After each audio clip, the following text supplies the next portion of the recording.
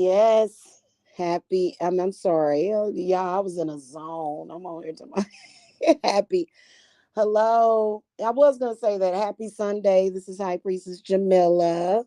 Hey, one EQL. Thank you for coming. So I ain't did readings live on this channel in forever. And I thought I would come and do some readings for anybody that was interested, kind of testing the waters a little bit, because you guys know that I've had some issues with the B word, and I'm not going to say that word. We're just going to stick with you know, the algorithms. So we're going to put it out there with the algorithms. Can do your thing. So we're going to do some wild mystic oracle readings. And when I tell you that this is one of the most amazing oracle decks that I have ever used in my life, I'm not lying to you.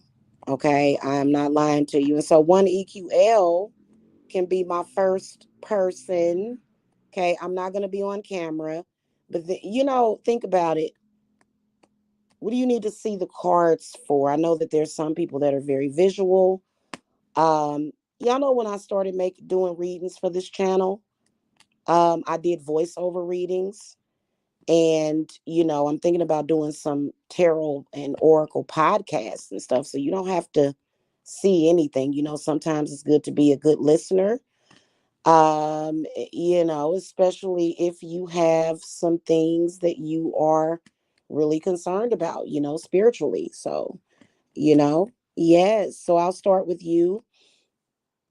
And I am going to go by my intuition, but I'm also going to read directly from the book. Okay. So the Wild Mystic Oracle was written and illustrated by Anastasia Catrice.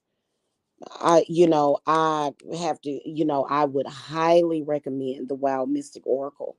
It is amazing, especially for witches, or for those of you that may, have a patron witch, which is what I would be considered, when I'm doing work for you, that's considered to be a patron witch. And y'all can see that little thing scrolling on the bottom of the thing that says no backbiting, open your own portals. Okay. So, what do I mean by that?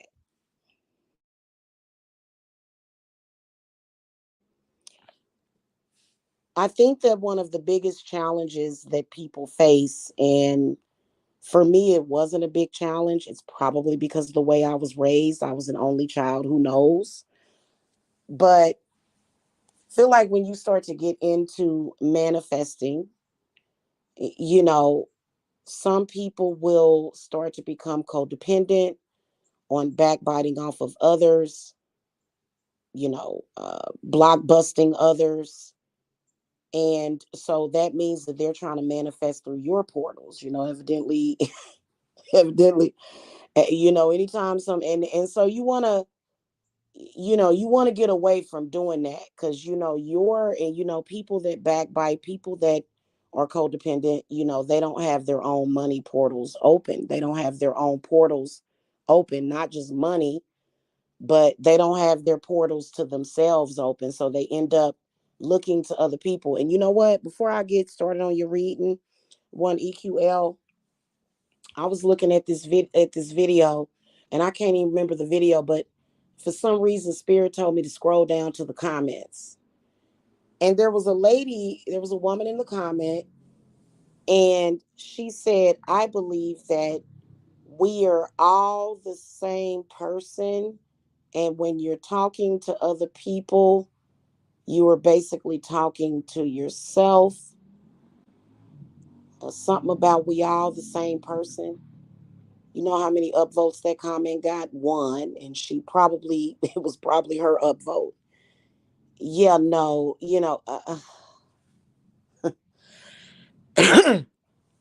while there's some things that may come up in sync, especially when it comes to women, sometimes when you hang around with another woman, you might start your period on the same day.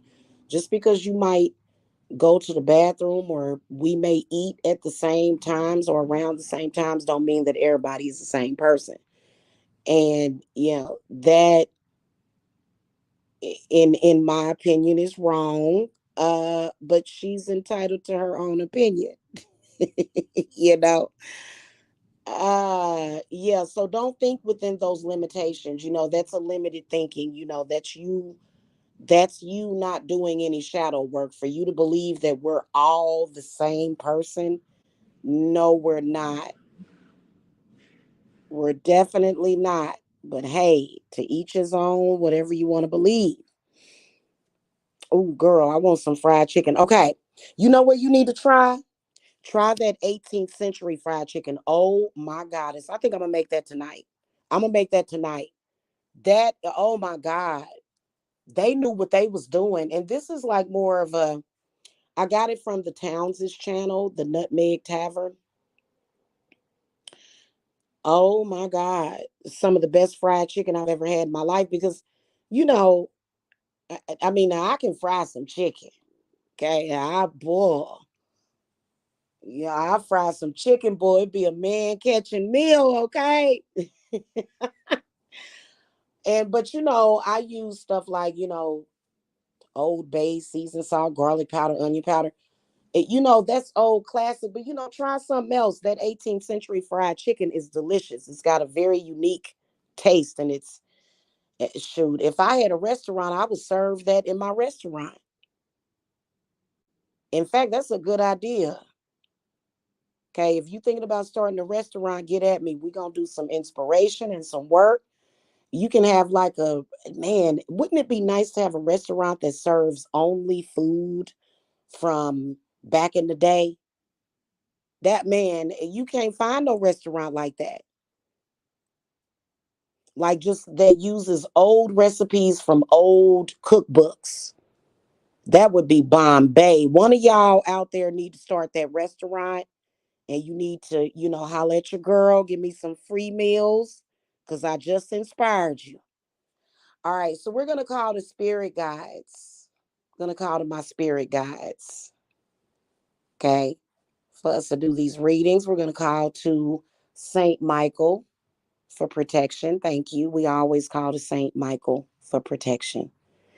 You know, those of you out there feeling weary, the saints are always there for you. Don't ever let nobody tell you anything different. So I just did a ritual with Saint Expedite, you know. So, they there for you. Okay. Thank you, Saint Michael. Hmm. All right. Spirit guides for one EQL. And y'all know who she is. Okay, we're going to draw one card per person. And if I don't get a large crowd in here asking questions, then, we'll just talk until people come in. Okay. I probably should have put free one card. And I might change it because when people see free, the algorithm says, hey, it's something free over there. Okay. But you can always buy a, a reading by visiting my website. Okay. Or a consultation. All right. We'll throw out one card for one EQL. And what you got is the courage card, which has the lion on there. Okay, so you got the animal because the wild mystic has different animals. One EQL. You got the courage card, which is the lion. So let's take a look at this. Okay. Now, just intuitively, the reason why you got this card, and I don't pull this card very often. I feel like your spirit guides are encouraging you, and they are telling you that you are strong enough, that you are brave enough to overcome what you're dealing with. All of it, all of the, just anything, whatever it is. And they're telling you to not fear. They're telling you to don't be scared. Okay. And to keep pushing through. This is actually courage is encouragement. So this is confirmation that you are on the right path. Totally with what you're doing. And don't forget that. Okay. And it's funny that you would get the lion. We was just talking about lions. Remember one EQL? We was talking about lions, and we was talking about how if a lion was in the jungle and a hyena or another animal tried to, hurt the lion, how the lion is going to eat the person with no apologies. Okay, now let's take a look at the book, at the lion. All right, that's going to be page 74.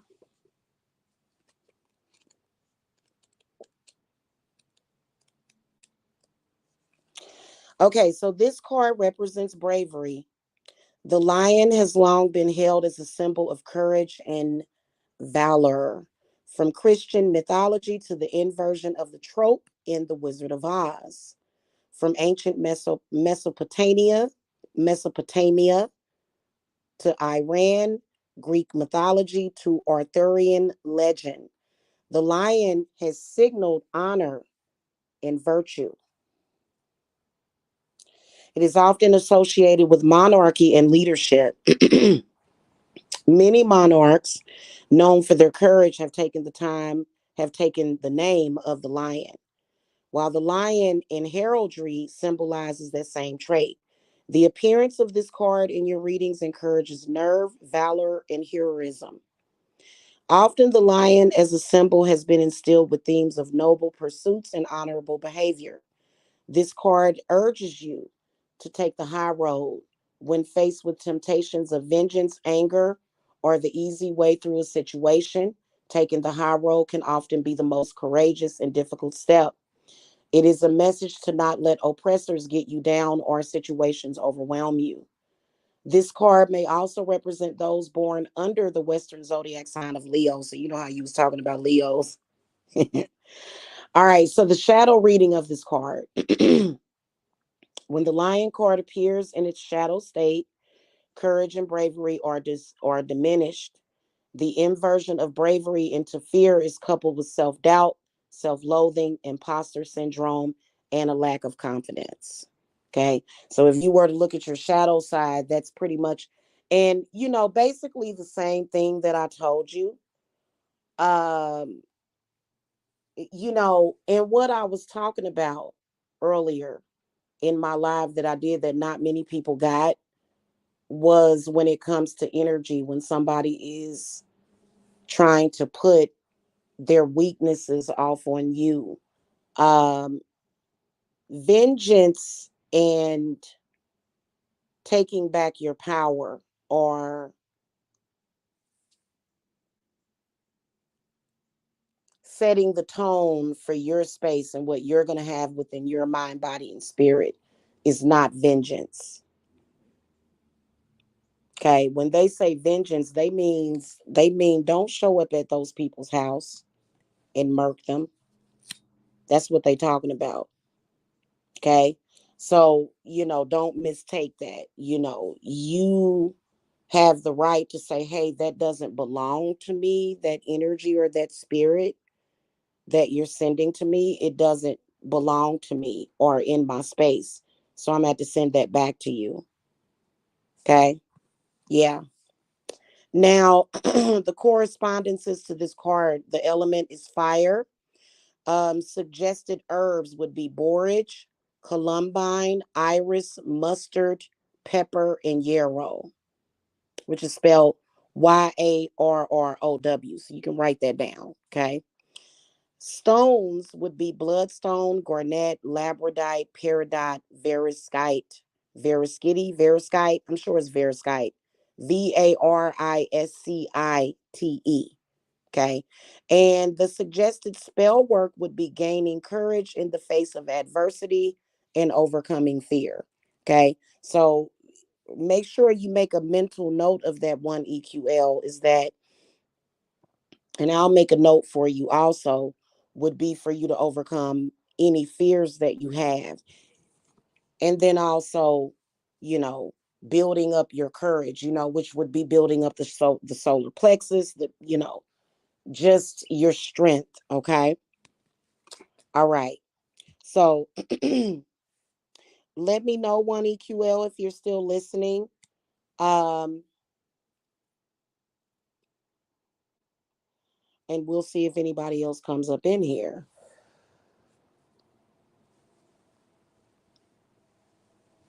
And give me a second, guys. I'll be right back.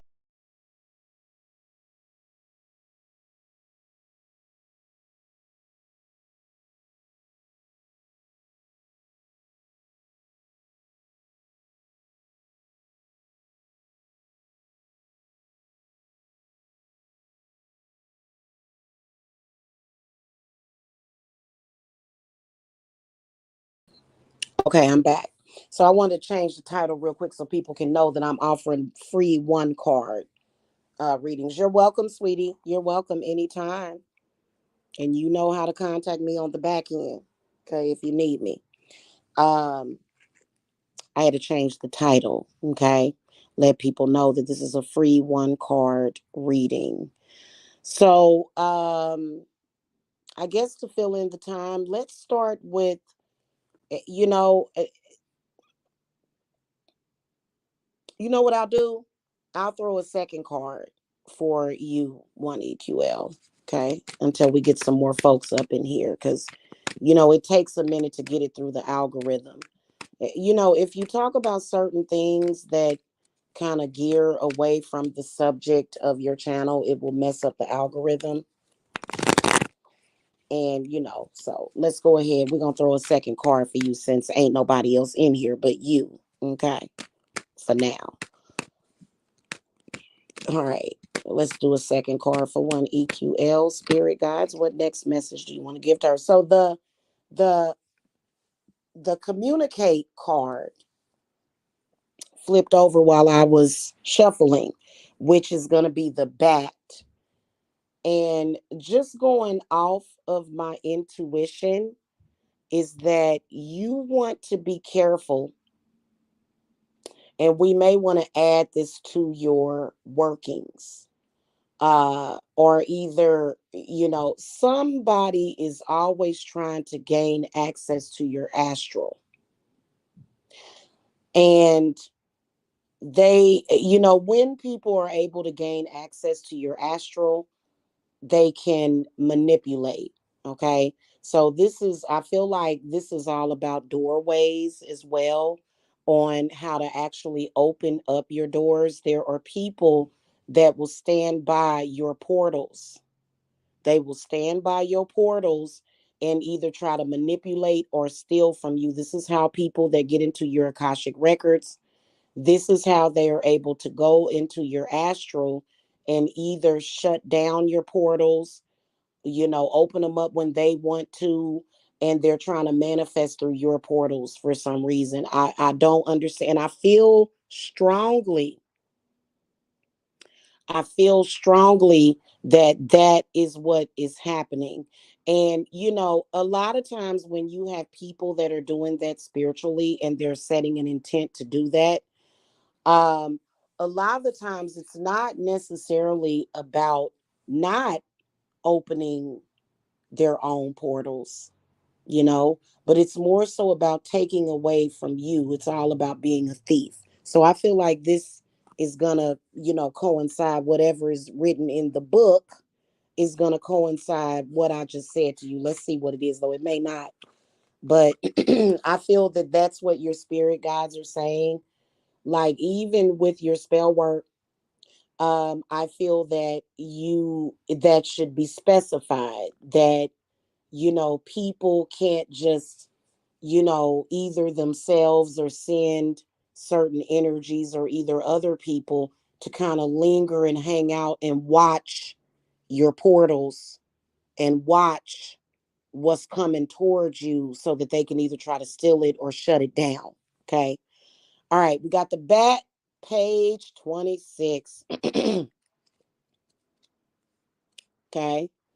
And I do like to use this Wild Mystic Oracle during your consultations because it gives me a lot of understanding of what spell work that I may have missed. Okay, so this card represents communication and connection. Animals from bats to dolphins use echolocation to scout the world around them, hunt down prey, find mates, or detect obstacles in their path. See, I knew this was it. See, that's what they talking about. Your portals. Okay, that's what they talking about. This form of communication with the world is alien to our own human processes, and yet increasingly familiar. As our species has begun to communicate electronically, this card symbolizes connection to the invisible, as well as a connection to the world around us. In Navajo mythology, the bat is a nighttime emissary for the talking god, carrying messages where ordinary people cannot. This card might encourage you to talk through your problems, even if they seem insurmountable. The Alwyn symbol, which sits behind the bat, is a druid symbol for the spirit of poetic inspiration sent from nature or the gods. It has become popular in neo druidry as an emblem of the spirit of life, which flows within music, poetry, and stories. Druid boards are musicians, storytellers, and artists who use their art to communicate ancient stories, philosophy, and their understanding of nature. Like the bat who carries messages through the shadows of mystery, the bard communicates mysteries which we aim to solve through listening and interpretation. This card reminds you to express yourself and find your voice. It may also urge you to acknowledge the hidden messages that have been troubling you. Okay. So you see how that coincides with what I said, though? Okay. You know, understanding the astral and astral portals is going to give you a better understanding, okay, of manifestation ultimately. So the shadow reading says the bat in Aesop's fables is considered a creature of deception, neither bird nor mouse. When associating this story with communication, it is a warning to look out for those who speak falsely or claim to be something that they are not. It might also symbolize blocked communication, stubbornness, and misunderstandings. So, same thing that I said with your portals. The reason why is because there may be a portal that leads you to your ancestors, and then there's a portal that leads you to your prosperity, and then there's a portal that leads you to your healing.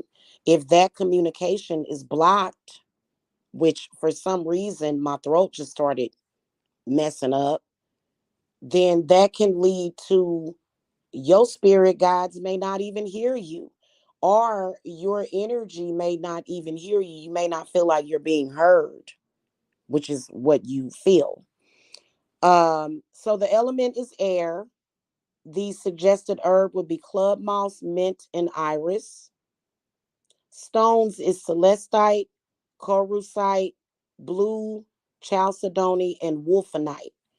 And for the spell work would be ancestor work, divination, luck or blessing on speaking, engagement, or presentation, or encouraging clear communication. Okay. So, I kind of gave you a deeper aspect of that. Okay. So if nobody else but one EQL is going to be here, while I do appreciate your energy, I'm going to go ahead and read some zodiac signs because people probably, that's usually how I do it. I'll read the zodiac signs in zodiac order. Okay. Okay. One EQL says just happened as we speak. They have been forcing themselves on me with their transference of their homeless spells to keep me down so they can ultimately kill me. Yeah. Yeah. Um, I think it's all about taking, if somebody is trying to do that, yes, they are trying to make you wide open to dangerous situations. So you're right about that. Okay. But they haven't succeeded. And then also, they want you to have to come back and grovel to them too and beg them for a place to lay your head. Yeah.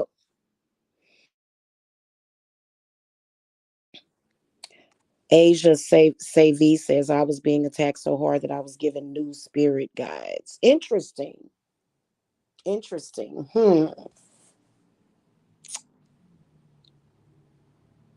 I guess it would have to depend on who you are spiritually, is what I'll say to that. Um, and the reason why I say that is because,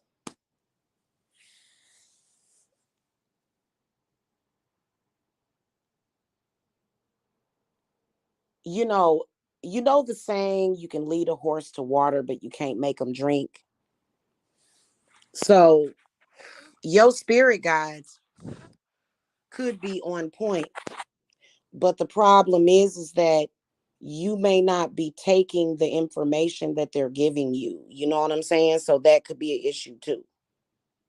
Because this is the first time I've ever heard of being given new spirit guides. I mean, it doesn't necessarily mean that you don't have to connect with the old ones, though.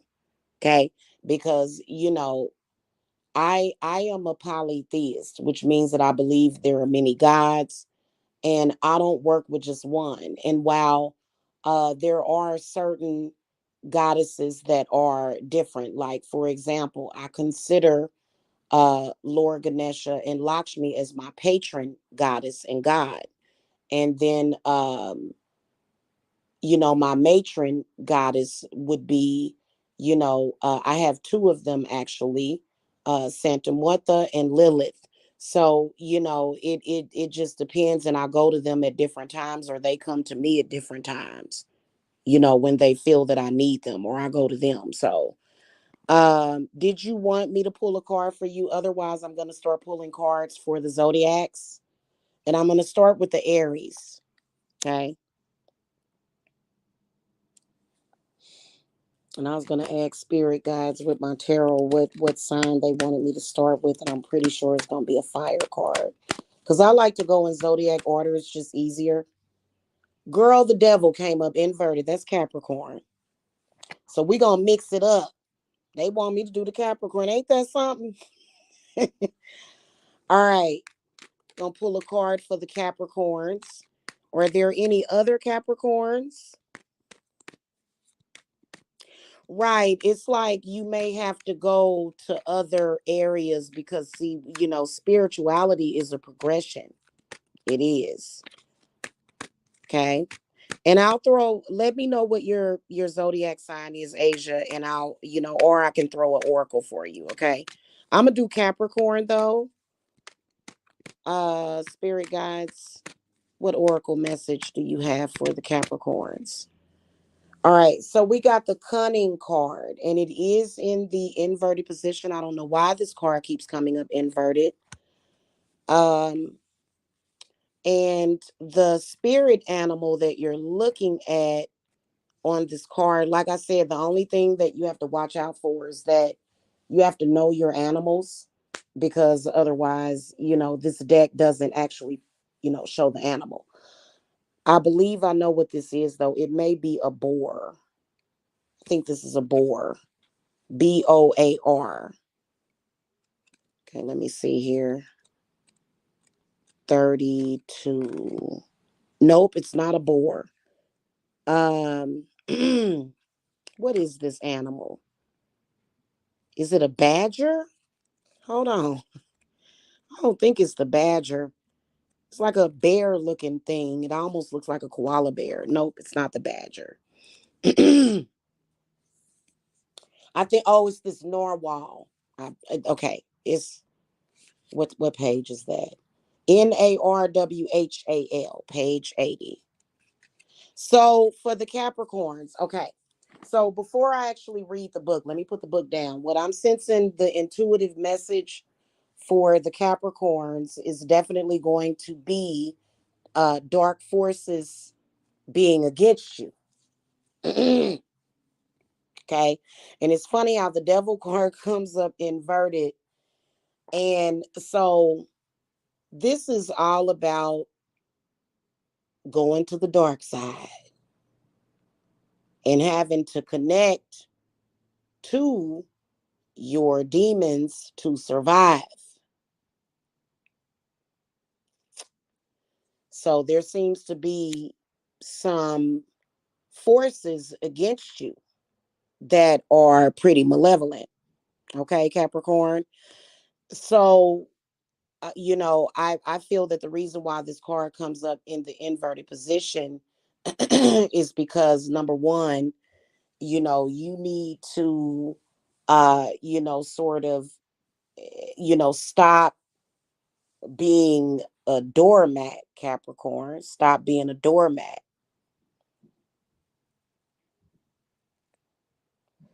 is the message that I'm getting. And not just laying down and folding for people, you know, actually fighting, but not fighting physically, but fighting for your right spiritually. Okay, is what I'm getting, and why this card is in the inverted position. And then what I'm hearing spirit guide saying is that your time is now. Don't let them take up any more of your time. That just came in. Okay, for whoever is a Capricorn, somebody taking up your time, somebody is wasting your time. Okay, and you need to, now it is all about self and how you're going to deal with that. um so let's go ahead and look in the, it's not a narwhal, god dang, what is this thing? It's not a koala. Is it, oh, is it the raccoon dog? Yep. No, it's not the raccoon dog either. Okay, I'm gonna find out what animal this is. I think it, okay, is it the wren? No, a wren is a fish, ain't it? Ain't a wren a fish? No, a wren is a bird. I'm tripping. Okay. All right, my bad, y'all. Yeah, this can, okay, you know what? I'm just gonna flip through the pages and I'm gonna find it. Okay. Mop is definitely not a koala bear. It's cute. Like, okay, a fox. I don't know why. I'm gonna remember that next time. I'm gonna remember this fox's face because it throws you off a little bit because it has like a cow skull above it. Okay. All right. This card represents shrewdness, wit, and astute intellect. Before Christianity subverted the fox into a creature of deceit, they were revered by the Celts as being of wise counsel and logical reasoning. The fox pelt was said to contain great magic, and cunning was seen as a positive trait necessary for tactics, logic, and diplomacy of war. See what I tell y'all? The fox card in this deck represents a tactical and knowledgeable person, one who prefers words over action. The fox is a stealthy and clever predator, and the fox card might be urging subtlety in tact in pursuing one's goals. A heavy hand is not always necessary, and the fox card encourages refinement and delicacy. So, especially for you Capricorns out there that's ready to go and beat somebody's tail, okay, that ain't gonna help you. Foxes are adaptable creatures, and by approaching the problem rationally and with a delicate hand, you will best discern how to move forward. Okay. Now, the shadow reading of this card is much like the raccoon dog. The fox is often associated by both Asian and North American mythology with being a trickster or shapeshifter. Okay, so you got to come out your element. You might want to be all love and light and stuff, in your magic, because this card is about magic. The fox is associated with magic, and you can't always do that. Because you know what? There are actual negative spirits or even gods and goddesses that can be pitted against you by somebody, and you have to actually curse them. You have to actually say curse words to get rid of that spirit. So that, it doesn't mean that that's the case for all of y'all, but so the shadow of this card may warn you to be careful of those who could manipulate you or use their words to make you question yourself. Now, the correspondence says the element is earth. Your herbs are going to be aspen, primrose, foxglove, and citronella. And stones are going to be muscovite, amethyst, aquamarine, and blue kyanite. And spell work would be promote wit and logic in difficult situations. What is wit? Is wit humble? No. Wit is not humbleness, being nice. Oh, please don't. No, this means that you are being a smart ass. Okay. You don't really care about being liked. Or you don't like it. Oh, okay. Well, I'm going to survive anyway. Okay. Yeah. Deal with manipulative people. Spell work to deal with manipulative people, protection from being taken advantage of, and warding against feeling tongue tied. So it's about speaking your mind. Okay. And saying what you need to say. Okay. Because, and people can't expect you to just be like, I'm humble. Yes. And they raging against you. They're trying to manipulate you. They trying to get you to bow down and see things they when you yes, yes, yes. And I'm like, what is that? Right? Okay. All right. So that's the Capricorn reading. And do y'all want me to do Virgo next? Asia, are you still here? Would you like for me to draw a card for the Virgos? Otherwise, I'm going to go by my tarot and see what sign they want me to read. So this is going to be difficult to get the timestamps, but I guess I can take the time to do it. Because normally we start with, maybe I should do all of the earth signs, is what I'm hearing. Because one EQL is an earth sign, and then Asia's an earth sign. So maybe we do need to do that.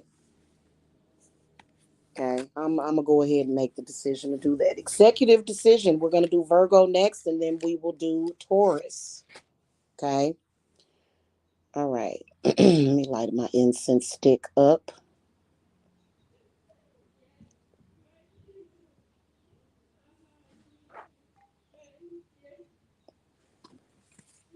Okay. Never, ever, ever be somebody's gopher. Basically, Capricorn. Okay. Unless that's the position that you chose, some kind of personal assistant. But I think even a personal assistant should be treated with respect. All right. Spirit guides. What messages do you have from the Oracle for the Virgos? Okay. That they need to hear right now. Okay. Now, funny, the communicate card, which is the bat, fell out for the Virgos too. Okay, which is interesting.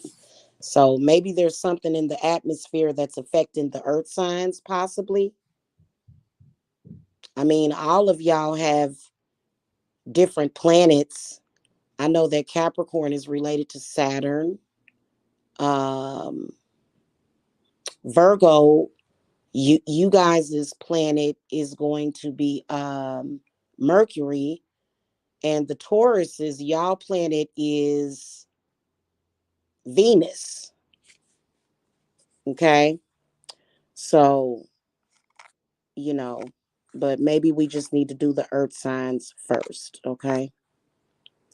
All right. So let's find the bat and I'll reread that to you guys, especially if you clicked on the timestamp. Now, before I actually look at the book, Virgos, you guys need to quit being afraid to ask what you want.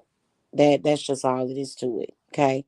You are afraid to just ask the universe or either whatever it is that you manifest, whether or not it's, we're all connected to the universe. Okay. So that's just asking the universe or telling the universe to give you something is the same thing as telling yourself. But, if you go to a goddess or something or deity, you are afraid to ask for what you want. You want things, but for some reason, you just won't ask for them. Okay. And, that is a problem because a closed mouth don't get fed. And the things that you really want, which is more than what you are acquiring or manifesting, Virgo, you don't want to say it.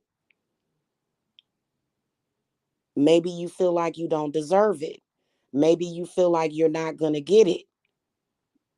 Okay. But that's the one of the messages that I'm getting from spirit guides is that you guys need to start asking for what you want, or even demanding the things that you want in life. And this is you personally what you want, and you need to start saying it.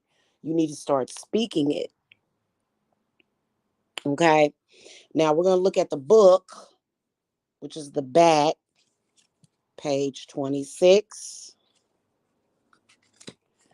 So this card represents communication and connection. Animals from bats to dolphins use echolocation to scout the world around them, hunt down prey, find mates, or detect obstacles in their path. This form of communication with the world is alien to our own human processes, and yet increasingly familiar as our species has begun to communicate electronically. This card symbolizes connection to the invisible, as well as connection to the world around us. In Navajo mythology, the bat is a nighttime emissary for the talking god, carrying messages where ordinary people cannot. This card might encourage you to talk through your problems, even if they seem insurmountable. But also, I feel like something that they could have added was, asking for what you want, requesting what you want, okay, for yourself. Okay, the things that you want to manifest: house, car, mate. Okay. The Alwyn symbol, which sits behind the bat as a druid symbol for the spirit of poetic inspiration sent from nature or the gods. It has become popular in neo Druidry as an emblem of the spirit of life, which flows within music, poetry, and stories. Druid bards are musicians, storytellers, and artists who use their art to communicate ancient stories, philosophy, and their understanding of nature. Like the bat who carries messages through the shadows of mystery, the bard communicates mysteries which we aim to solve through listening and interpretation. This card reminds you to express yourself and find your voice. See, same thing I basically told you. Okay. It may also urge you to acknowledge the hidden messages that have been troubling you. Okay. Now, the shadow reading: the bat in Aesop's fables is considered a creature of deception, neither bird nor mouse. When associating this story with communication, it is a warning to look out for those who speak falsely or claim to be something that they are not. It might also symbolize blocked communication, stubbornness, and misunderstanding. Okay. So that's just like, when y'all saw me doing that outside ritual, before I came on camera, I literally was speaking to the universe, to the stars, speaking to my nature, spirits, and I was telling them what I want. Okay. And so it's the same thing, and then, stop being afraid to ask for what you want. Okay. All right. So the element of this card is air. The flora, which would be the herb, is club moss, mint, and iris. Stones are calcite, celestite, cerussite, which is spelled Cerussite, blue chalcedony, and wolfenite. And so the spell work that it would be suggested for you to do would be ancestor work, divination, luck, or blessing on a speaking engagement or presentation, or encouraging clear communication. But I also feel that if they were to update this book, that they should put on there, asking for what you want and speaking what you want. Okay. For yourself, not speaking against other people. Okay. You can do that all day and night. That's easy. But actually asking for what you want, what happens with that, and I'm gonna tell y'all something, because I posted it on here. When it's an energy shift, people are afraid of those pole shifts, and you can feel those portals start to open. It's like a spiral. It's like like a wormhole or something that opens, and it can kind of make you feel scared, but at the same time, when you get used to getting things that you want, it's no longer scary to you. Okay. And then also, of course, you want to get the things that you want by just asking for them. You don't have to go through this matrix of attacking other people. And so that's why you can see scrolling, no backbiting, open your own portals. So it's sort of the same thing. And so I work with Lakshmi a lot. I have her on my personal working altar. And the one thing about her is that same thing, um, asking for the things that you want, and then manifesting those things. So a lot of people don't realize that Lakshmi uh is incredibly powerful. But the one thing that people don't believe this, that Lakshmi, she actually, you know she will give you the things that you want, but she also is in control of laying out karma. Okay, giving you karma too. She puts that into action as well. So you can so you can work with Lakshmi on your reversals or uncrossings or your cleansings and stuff, because she will clear you of that. But if she sees that you're constantly on some fackery or fuckery, she won't work with you. If that's what's in your heart is fuckery, she ain't gonna she yeah she ain't gonna deal with you. Okay. All right, let's move on to the Tauruses. Any Tauruses in the house?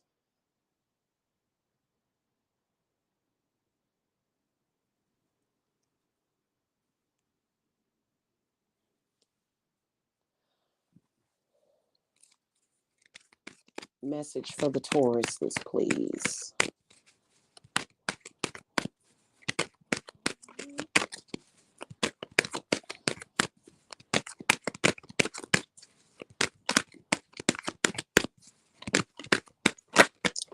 Okay. Crazy, crazy, crazy, crazy. The cunning card fell out for the Tauruses. I don't know what this is about with you Earth people. I got what was that message y'all was giving me while I was shuffling?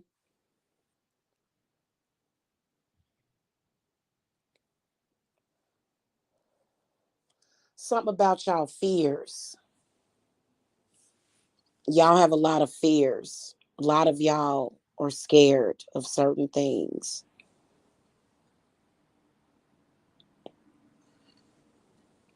Possibly could be change. You may fear the change that you want. And so I was talking about that to the Virgos too. Okay.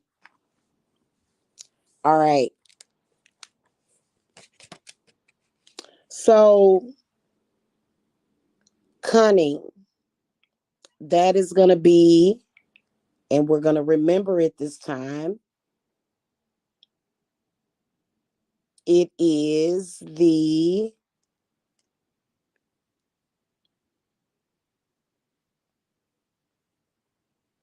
God dang it, I said I was going to remember it, didn't I? All right, I'm getting it. I'm getting it. I'm getting it.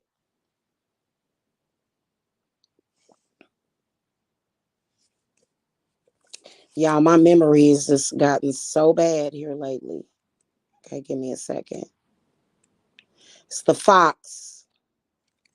Okay, and I remembered that before I even looked it up. So let's go to page 54.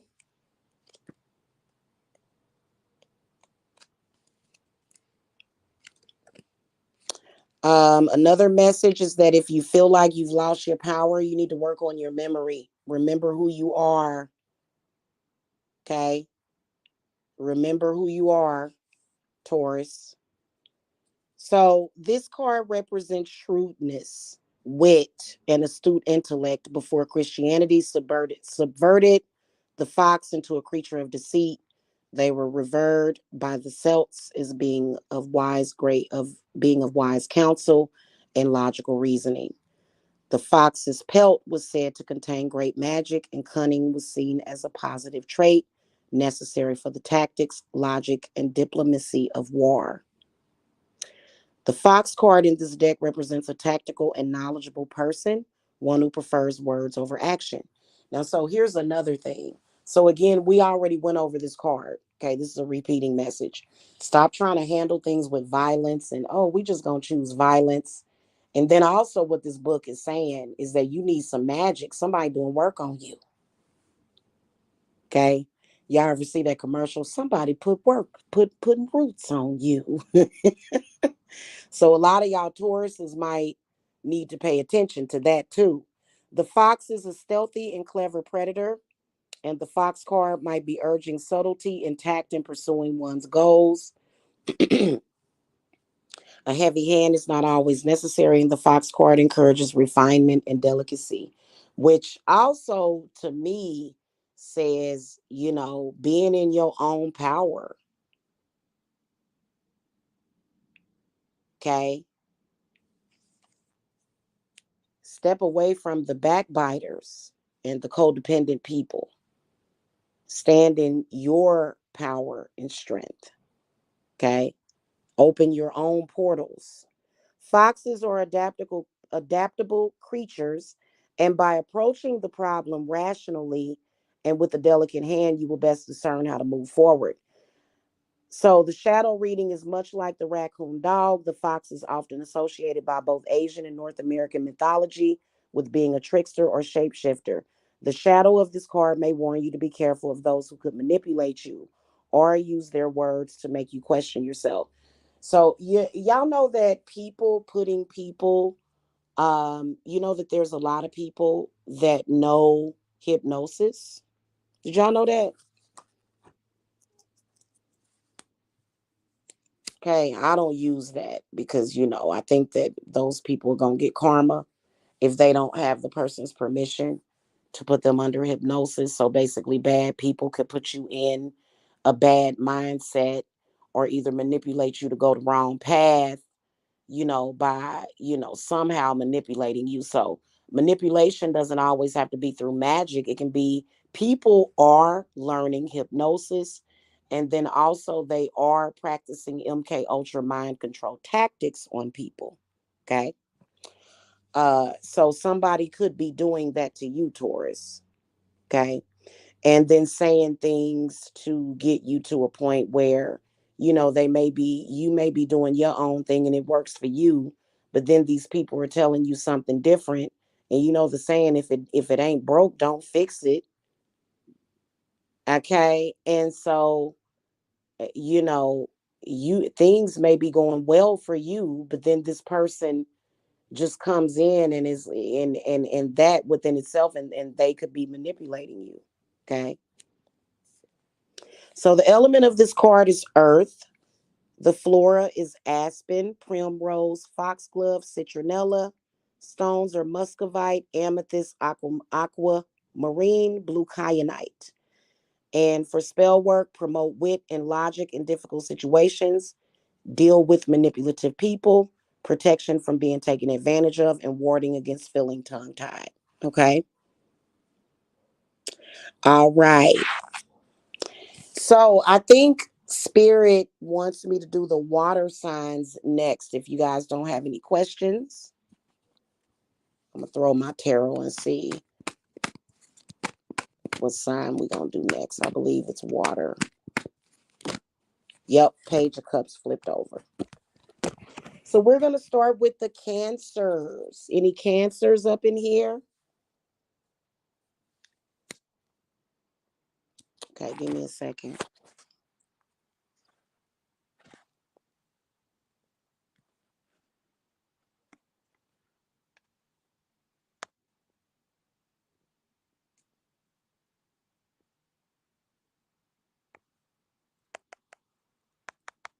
I'm gonna do this to help do my timestamp. Okay, that way I ain't gotta fish through here. All right, spirit guides, what messages do we have for the Cancer? Shout out to my fellow Cancers out there.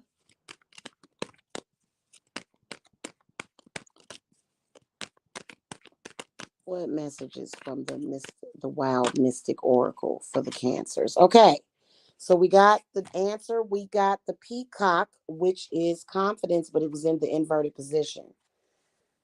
See, most of you Cancers, no matter what situation that you're in, Cancers can be very sensitive people. What I can sense is that Cancer quit going along with the crowd. It's some Cancers out there that need to hear this. Sometimes submitting to the will of others is the easiest thing to do, to just agree, but at some point it's going to bite you in the butt. Okay? So don't just agree with stuff. You have to question things, you have to challenge things. Okay? And a lot of you guys, apparently, because the confidence card came up in the inverted position. And so if this has happened, like if you got involved with the wrong people or the wrong crowd, you have got to lay down the law and put up your boundaries. And I feel, obviously, I feel like that's obvious. I feel like the book is going to coincide with that. But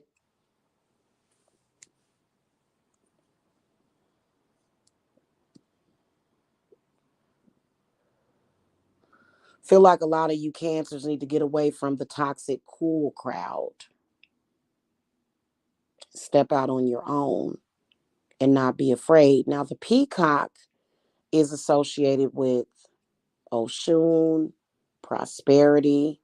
A lot of you Cancers are blocked. You're limited. You have a lot of restraints right now, especially when it comes to prosperity. And there's some blockage. Okay. So, a lot of you guys, to get over that blockage, you just going to have to double down and realize that. And I feel specifically, this is that something somewhere in this book is going to talk about birds of a feather flock together and hanging with the wrong people, and not wondering why things are not manifesting correctly, or there's struggle, and having to have the confidence or either the willpower and the strength to step away from those people or that person that is doing harm to you.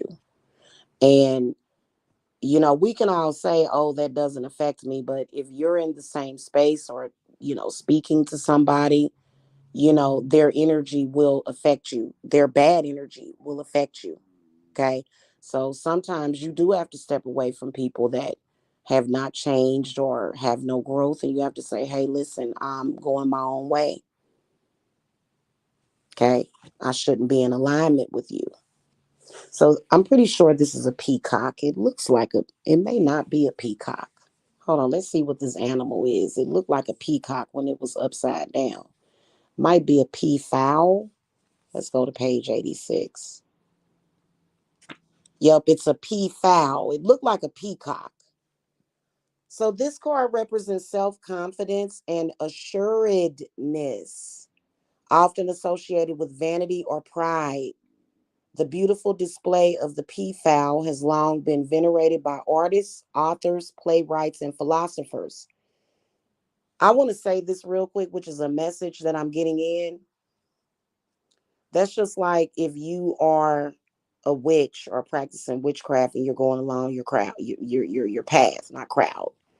Some of y'all going along with the crowd though. And the crowd says this, right? The crowd, the influences around you. And I'm a back this up, Cancer, by throwing a Celtic cross for y'all real quick with my tarot, so that I can look at the people surrounding you. But that's just like you're a witch, but you hang around a bunch of people that don't believe in witchcraft. Like, no, because those people are going to constantly put that bad energy off on you. Anyway, despite negative associations, see, pride in oneself, self-love, and confidence are important parts of positive self-esteem, which this card encourages. This card reminds you that confidence can be key to your success and urges you to take pride in how far you have come. If we read the peafowl through the lens of Greek mythology, the bird is associated with the goddess Hera, who gifts with creature with hundreds of eyes, which they hold within their tails. Thus, the peafowl has also become a symbol of watchfulness. This card may signify attention or vigilance, or a warning not to let one's guard down. It might also be seen as a symbol of theatrical pursuits, performance, or confidence when under the gaze of others. So shadow reading. A shadow reading of the peafowl may warn against arrogance, vanity, and aggrandizement. Remember that just as Hera's gifted eyes on a peacock's tail remain vigilant of others, they may also be vigilant of the self. Do not be afraid to turn your own eyes inward and ask yourself if the confidence you have is earned. Ooh, that's deep.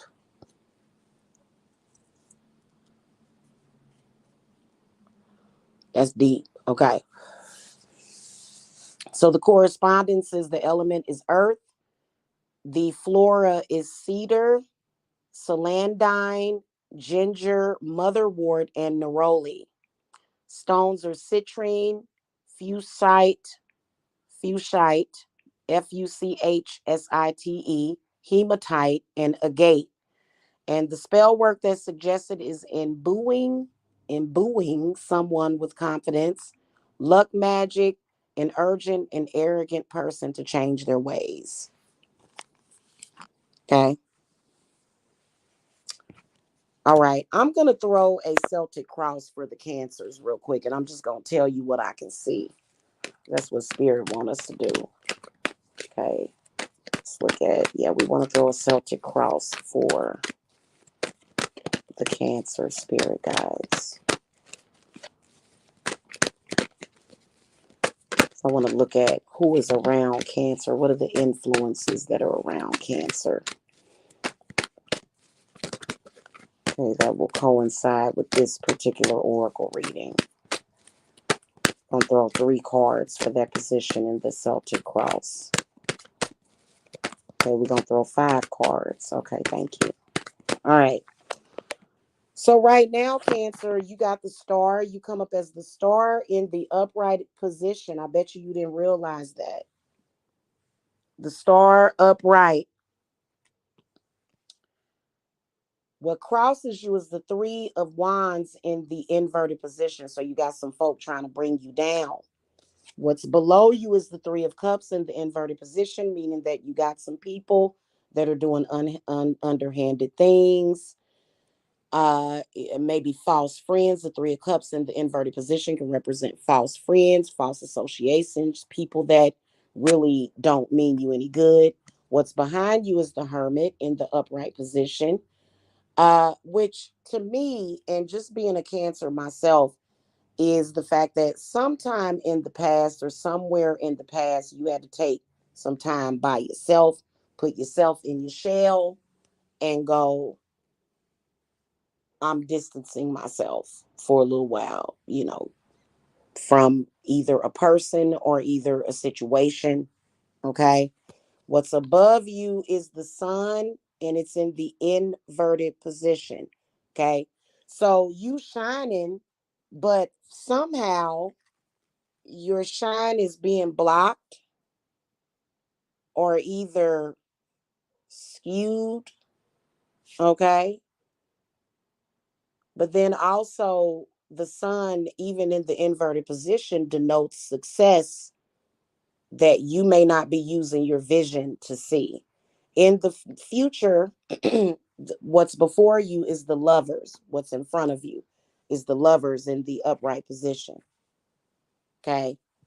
Which that's pretty positive because that shows that it is a major event happening in your love life, and the death card is right after it. So, a major event in your love life can either be separation from a bad lover or either a new lover coming in. But in this case, I feel like it's separation. It's an end of a negative cycle with somebody. Okay.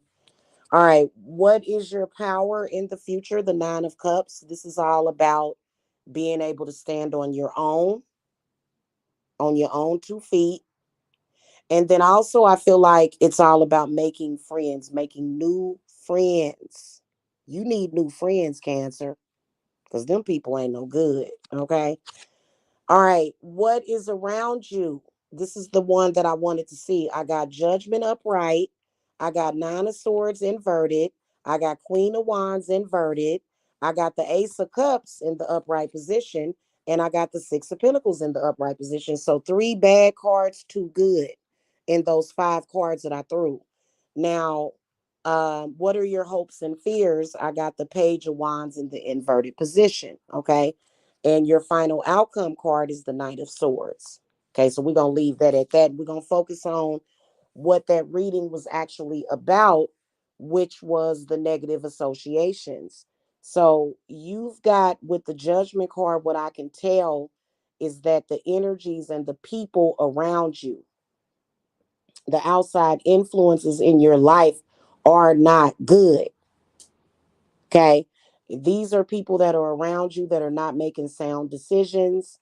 They may be going through some things that may, cause them to, not properly judge their actions. Judgment can represent, negative karma. Judgment can represent the presence of a karmic. Nine of Swords inverted. That, yeah, no. That is, you can definitely tell that a lot of cancers are under judgment by people that don't have the right to judge. I mean, look at yourself, okay?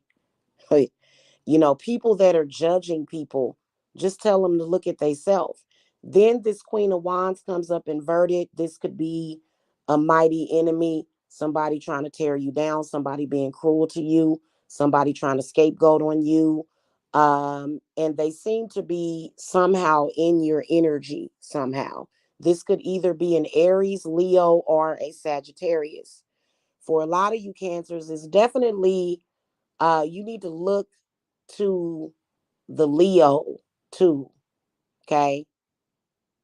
Okay. You may have a Leo that's working against you. What I can tell is that there's this energy surrounding it is somehow getting in your head and creating these negative subconscious experiences for you. Now, the Ace of Cups in the upright position, that's good. So, also, there's good things that are surrounding you. Okay. So, it's not just all bad. And then the Six of Pentacles is in the upright position. So, this is a representation of it could be confirmation, some kind of new beginning, some kind of blessing, that's coming to you. And so that's positive. Now, your hopes and fears of this Page of Wands in the inverted position. For some reason, people's words are hurting you, whether or not they're being honest or not. And you can't do that. You need to take that back to child's play. Okay. When people are saying cruel things to you or making accusations that are not true, sticks and stones may break my bones, but words will never hurt me. Okay. Final outcome, Knight of Swords in the upright position represents the wind of change, very quick change. If I look at the next card after it, I got the High Priestess in the inverted position. So Cancer, dear Cancer, yeah. But then the Queen of Pentacles comes up upright. I think that a lot of you cancers really, really, really, really need to deal with people that are manipulating you. And you need to quit trying to be, at the end of the day, the high priestess in the inverted position, that's when you got a deep, deep, deep unknown problem that you need to face. You do need to do shadow work. You need to look at the situation and say, hey, okay, so I've dealt with that situation, deal with it, but then work on self. After that, it's time to work on self. Okay.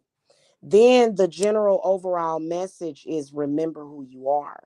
That can be difficult because, especially if you've had a witch burning skull candles on you and crap, trying to curse you, can cause your mind to be a little scrambled to where, you'll start manifesting bad luck on your own in your life because you don't even know who the hell you are anymore. You don't know your power. That can be difficult because a lot of y'all witches out there, that done dealt with some craziness, you tend to forget your power. Okay. So my suggestion would be rosemary. Rosemary helps improve the memory. And then among other things. Okay. You're more than welcome to contact me if you need my support. Okay. All right. Now we're going to move on to we're doing the water signs. So we're going to move on to the Scorpios, okay? If there are any Scorpios out there,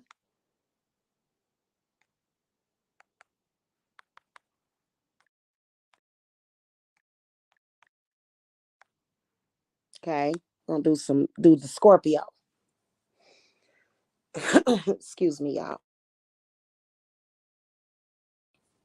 Okay. So you know what I can sense from these readings? Like as soon as I started doing these readings, y'all need to come. Saint Raphael, please stand up. Please stand up, Saint Raphael. Thank you. Throat and heart. Y'all need to work on y'all throat and y'all heart chakra. Ever since I got in these readings, I've been seem like it's something stuck in my throat. Y'all need to work on the throat as well as the heart chakra.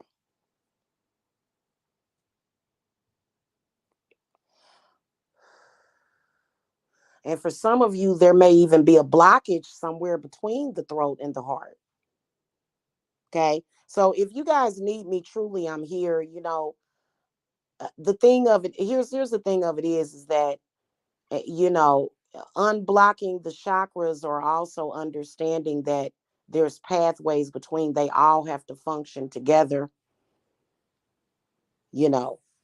So work on doing some throat and some heart chakra unblockages, okay? Just general overall. A lot of y'all could use a cleanse. Seriously. Okay.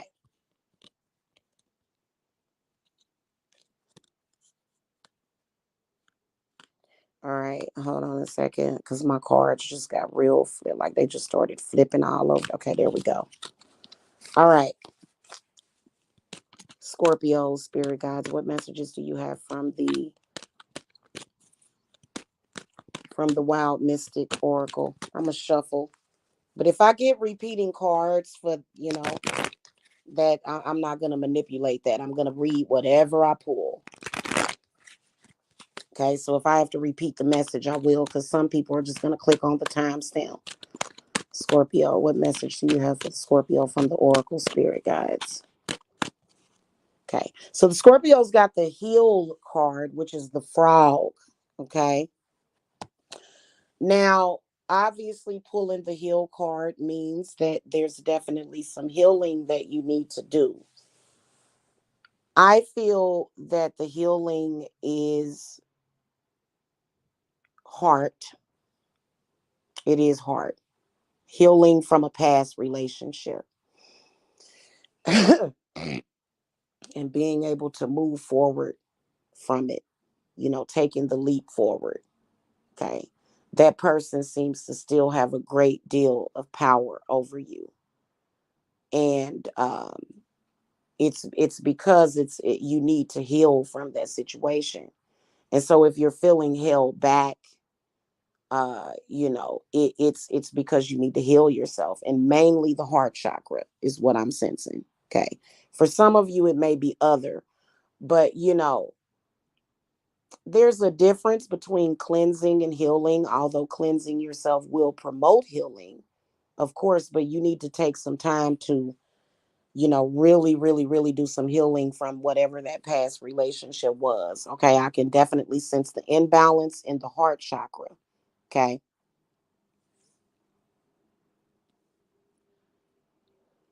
Heart chakra imbalances, I'm not afraid to heal you of that. I do offer chakra healing, just to let you guys know. Um, okay, let's look at the frog, page 56. This card represents healing and restoration. The frog, like many creatures, including cats, ravens, goats, and pigs, were often associated with witchcraft in early European superstition. Frogs were reportedly used as ingredients in spells for curing illness, ridding the skin of warts, and even curing a broken heart.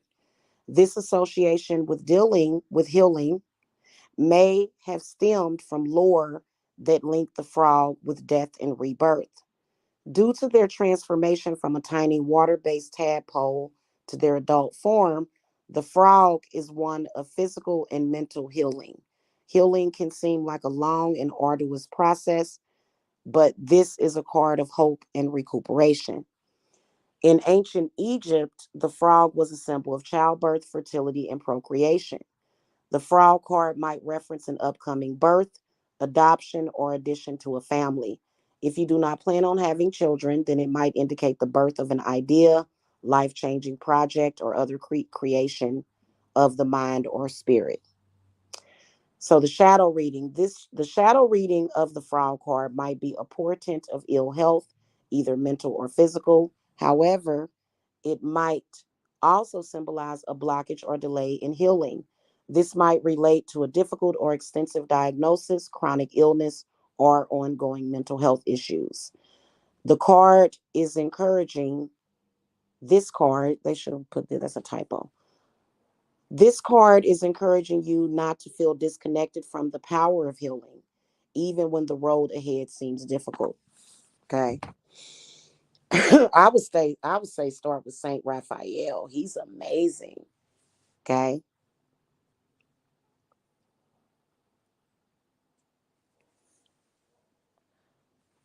All right. The element of this card is water. Of course, it's a frog.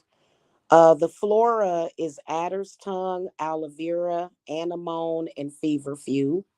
Stones are bloodstone, tourmaline, turquoise, clear quartz.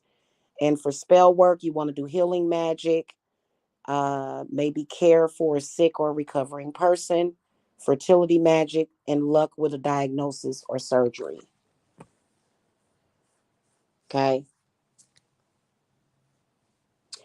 And let me just say this: some of you guys may have people that are attacking you that may actually be sick or mentally ill.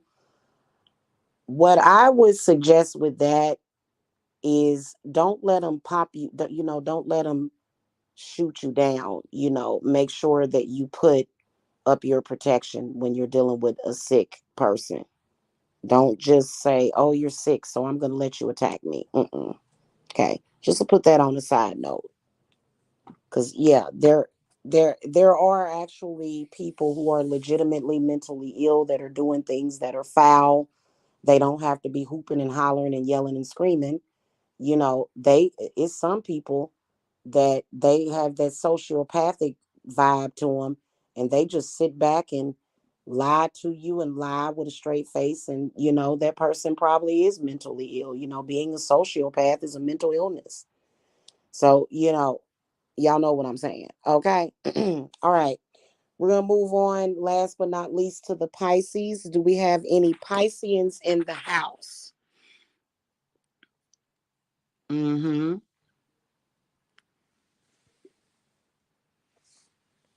Okay. So here's what I'm going to do. You know what? Let me hear what Spirit is saying to me about that Scorpio reading before we move on.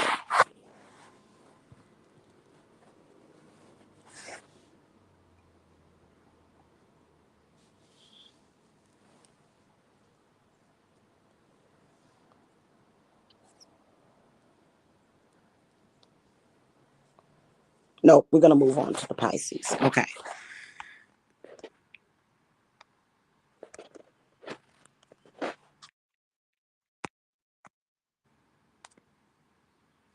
All right. Oh, that's one more message I got.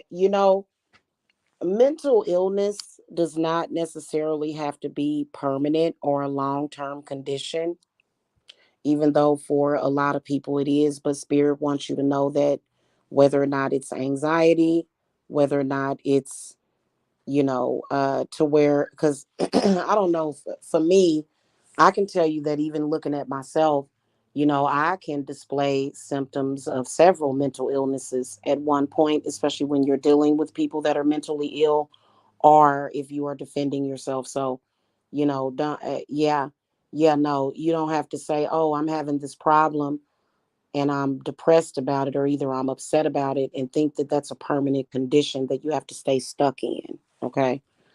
All right. We're going to move on to the Pisces. Nope, we have not done Aries. No, ma'am. We're doing the water signs. You know what? I think I'm going to end up doing the fire signs next. One EQL. So they'll come next. Okay. Message for the Pisces. What do you need Pisces to know right now?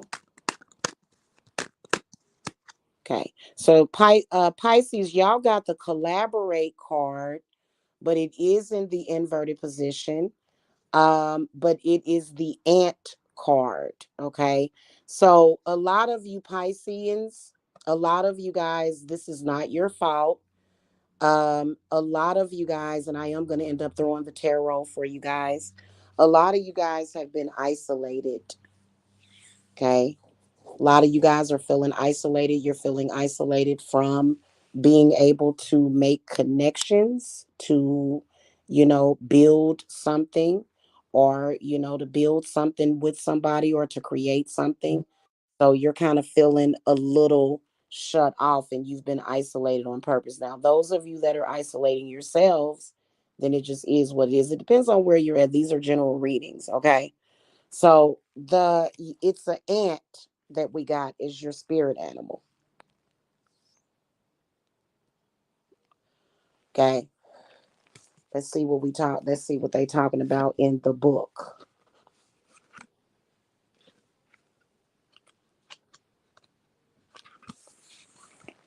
All right. And at this moment, I want to ask you guys to make sure that you share my lives like on your Facebook. I would appreciate it so we can get more people in here that are interested in readings. Okay.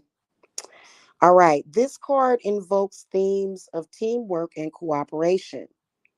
However, other people may not be cooperating with you or you may be isolated. Many creatures work in harmony with one another to achieve their goals, be it the gathering of food, protecting themselves, or creating a home. This card may tell you to accept help from others or encouraging you to ask for help when it is needed. You do not have to follow your path alone. The ant is an exceptional worker who labors in collaboration with a great many others of their kind. Together, ants create intricate nests and solve problems with feats of insect engineering. They create bridges or ladders from their own entwined bodies to pass obstacles. This card encourages you to work alongside others to achieve your aims or overcome your obstacles. The alchemical symbol for 10 is pictured above the ant's form. Tin has been used in many alloys, from bronze to pewter, and serves as a protective plating for steel against rust. Much like the ant, it is a strong collaborative force. This card reminds you that there is strength in numbers and that in surrounding yourself with like minded people, you may achieve great things. Okay. So, also, with that said, I am going to look at your surrounding environment. Who do you have around you? What are the energies around you? From Aesop's fable of the ant and the grasshopper to the Christian Bible, the ant is considered a forward planner who prepares for the future. The shadow reading of this card I can't talk. May therefore be assigned to prepare yourself for a change of circumstance. The element is earth. The flora is pecan, meadowsweet, and passion flower. Your stones are chalcedony, spelled Chalcedony, cinnabar, yellow fluorite, and sodalite. Spell work would be encouraging harmony in the workplace, home, relationships, and blessings on a project or exam. Okay. So that's a pretty good reading. We're going to look at that. And by the way, Pisces, y'all need to get with me because, my birthday is coming up, which means that, that's a blessed time. Your birthday is a blessed time. Okay. And I'm a witch. So you know that my power is on fleek, especially around my birthday. Okay. My birthday falls shortly after the summer solstice. Okay. So, and I've been throwing a lot of blessings out there. In fact, I actually did a blessing working yesterday for all of my clients. So, all right, you guys want to throw we're going to throw a Celtic cross for the Pisces, is what y'all are asking. And we're going to do emphasis on who or what, how are people around Pisces affecting them. Okay, thank you. Okay, right now, Pisces, you come up as the Magician inverted. The obstacle is the Chariot. Okay, what's crossing you is the Chariot, which means that there is obstacles. I would also suggest for obstacles, especially when it comes to money or job, would be Lord Ganesha. Okay, Lord Ganesha is amazing. Okay, and he's fast. Six of Cups inverted is below you. Seven of Pentacles inverted is behind you. The King of Cups in the upright position is above you, which is a spirit guide, which is essentially you. Can't see them, but they're there. And then also, I feel like there's blessings right above you. So, it's almost like you're the Seven of Cups, and it's kind of like, just it's like right there for you to grab it. And then what's ahead of you is the Seven of Pentacles. So you got two sevens, you got a repeating number. Seven of Wands, is in the future. Okay. But it's inverted. So this is where you need to work on your root chakra, ultimately, would be the first step I would take, Pisces. Okay. And then you can go from there, because you guys, it's all about setting boundaries, and a lot of you guys are feeling blocked and stuck. And some of y'all are so blocked, you need to go way, way below. Okay. And so your power in the future is going to be the Six of Wands, but it's in the inverted position. And I feel like what your spirits are saying is you got to, like, honestly, for some of you guys, what the first that I got for this card is stop martyring yourself, stop sacrificing yourself, and start doing things that are for you. Okay, because you've sacrificed yourself for far too long. You need to do what makes you happy. But then also, if you're a Pisces that's doing things that are unorthodox, then you're doing harm to people. No. Okay. Now let's look at your outside influences and how they're affecting you. I got the Ten of Swords upright. Go figure. So y'all hanging with the wrong crowd. They ain't going nowhere, but where they going? Okay. Then you got Four of Pentacles upright. You guys got Knight of Wands inverted.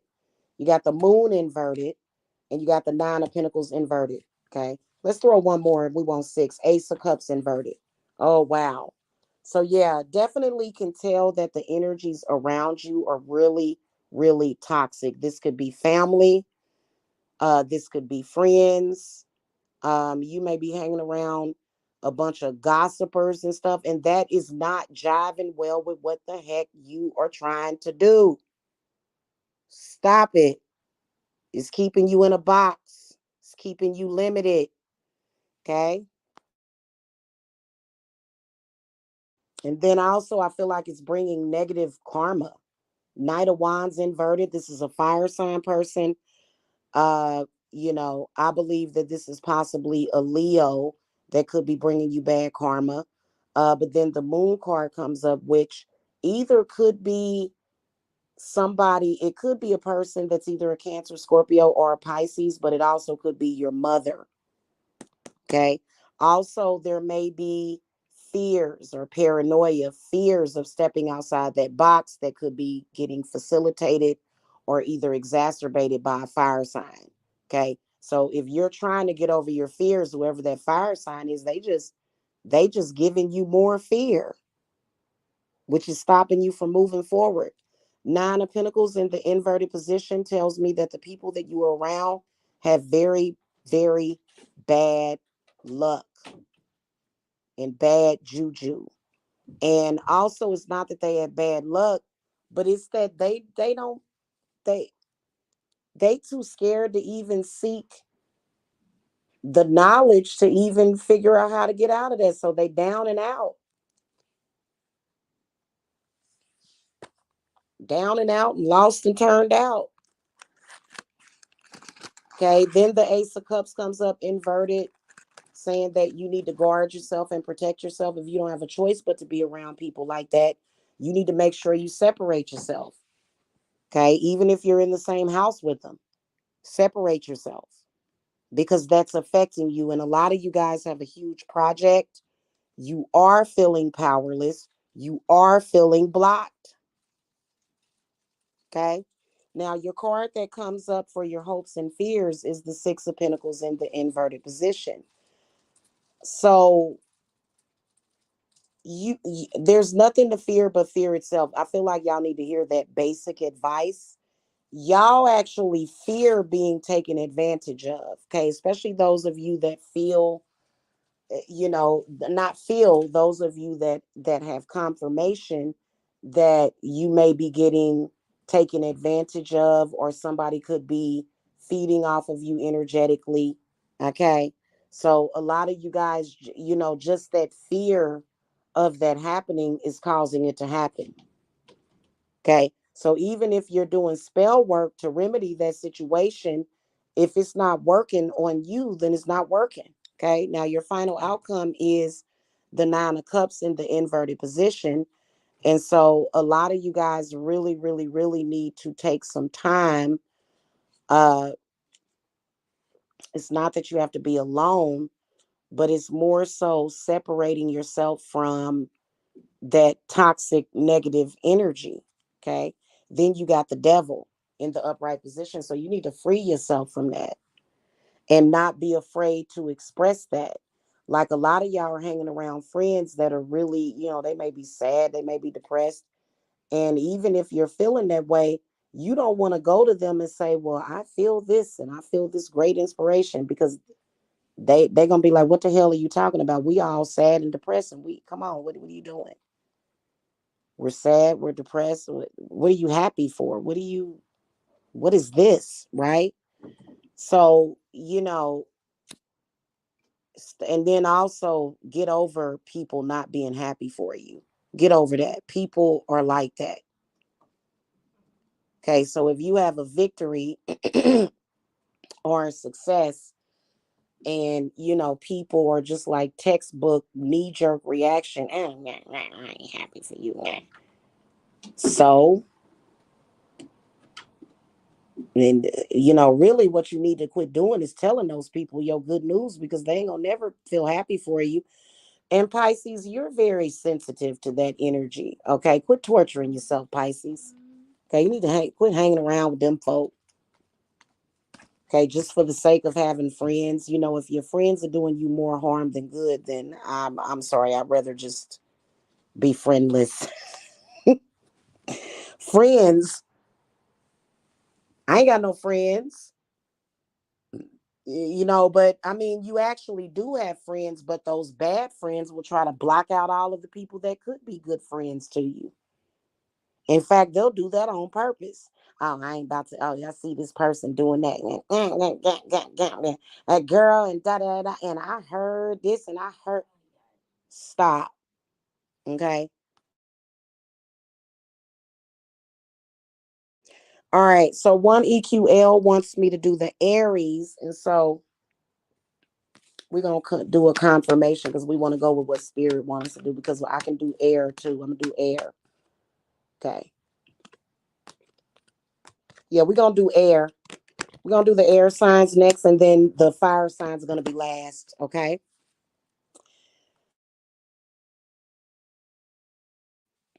And we're going to start with the Geminis.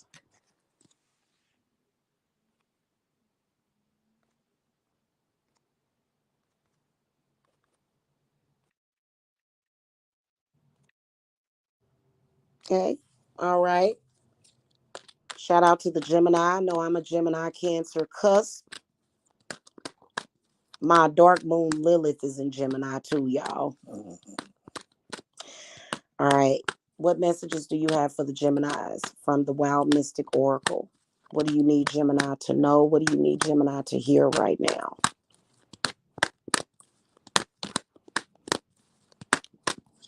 Okay. So we got the joy card that comes up, that's the dragonfly. And it's in the upright position.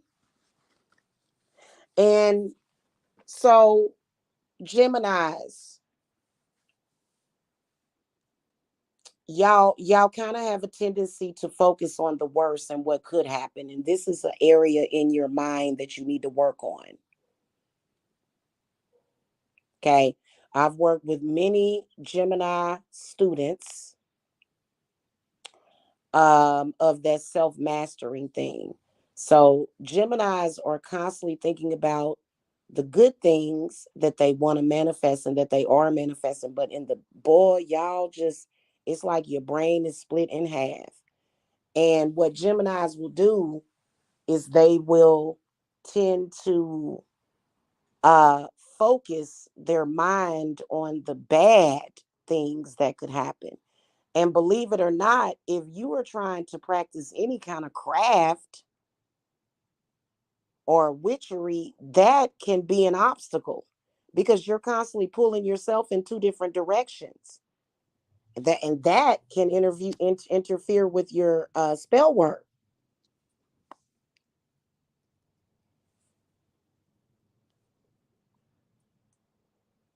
So y'all might need some kind of brain entrainment. Now, this is confirmation for you Geminis that, oh man, a lot of happiness and, just like, it's confirmation, right? Like you're not going to be disappointed. Okay. But you guys will, for those of you Geminis that, instead of having one frowny face and one smiley face, you need to have both of yourselves smiling.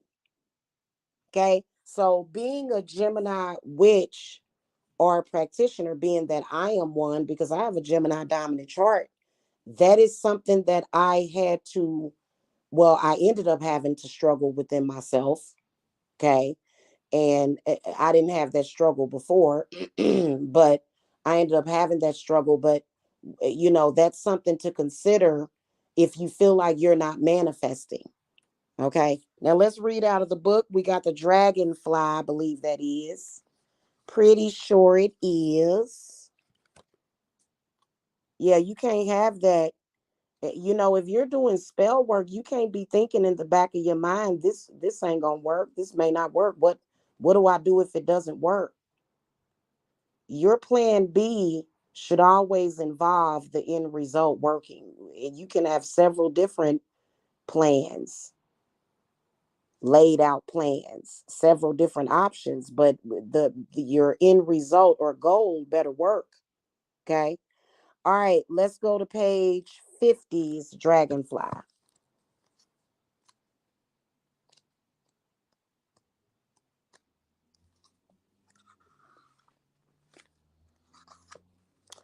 This card urges you to see the joy in the world and seek your happiness.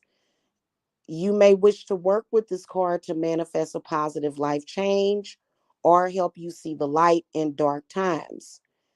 The dragonfly is a unique insect who combines the realms of earth from the mud in which they are born, water in which they spend their adolescence, and air through which they fly as an adult, prompting you to grasp the wonders of life from every angle.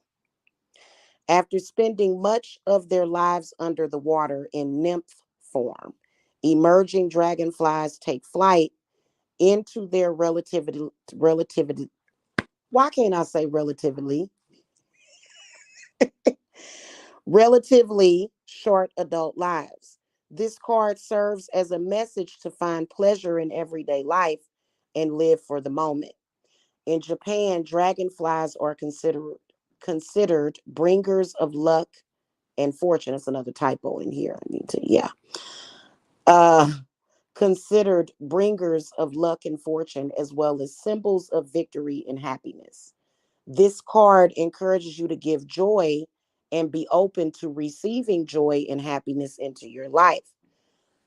So this, before I read on, it's this is y'all card because Gemini's, boy, y'all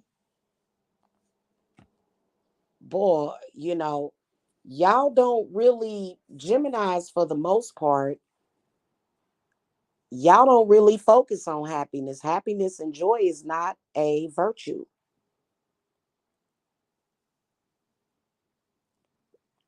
It's not. And y'all know it. Okay. So the shadow reading. If we are closed off to joy, we become incapable of giving it to others or receiving it ourselves.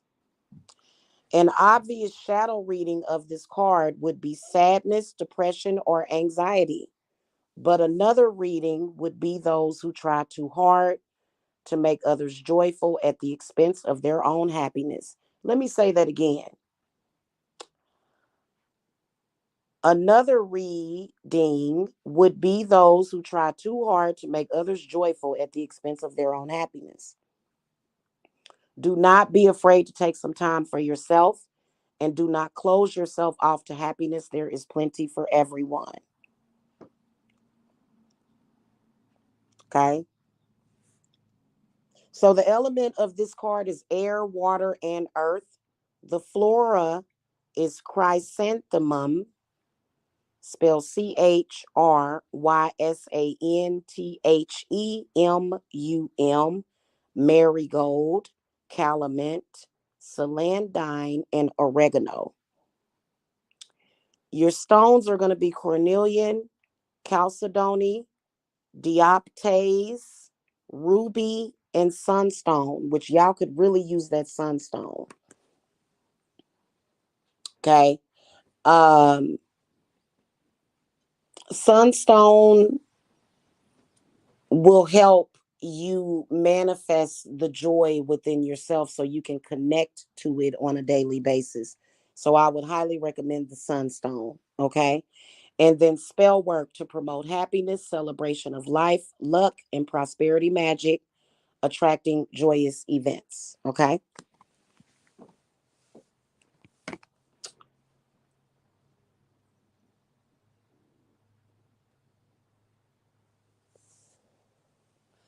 All right. Anybody got any questions? We're going to move on to the Libras. Shout out to my Libras that are in my, I believe Libra is my South Node. Yes, Bubby. Yes, baby. What is it? You want me to pause? You want me to mute real quick so you can tell me what you want to tell me? Hold on. What were you going to tell me? What you want? We're getting ready to say something, Bubby. Okay, let me finish my reading. Oh, okay, because you had said you had made a noise. Okay. All right. Look, now you're going to go back downstairs.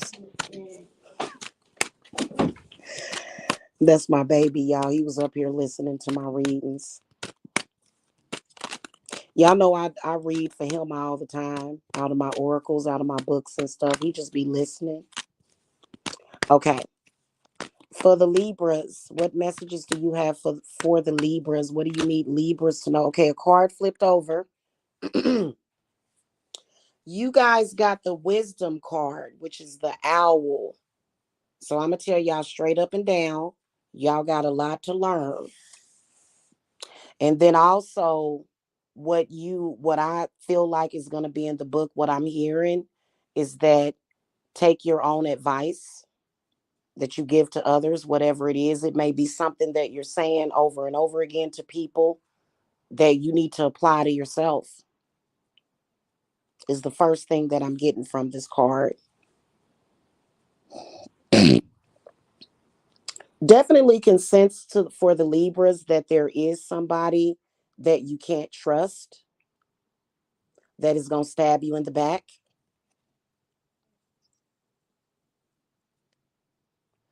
They are going to stab you in the back. If you guys want to know, a lot of y'all are thinking, is this person going to stab me in the back? They definitely are. Yep. Why? Because they've done it again. They've done it before. They're going to do it again. Okay. So a lot of y'all are wondering that. Yes, they are. Yep. Yep. And it's going to be at the worst time. Okay. So be prepared for that. All right.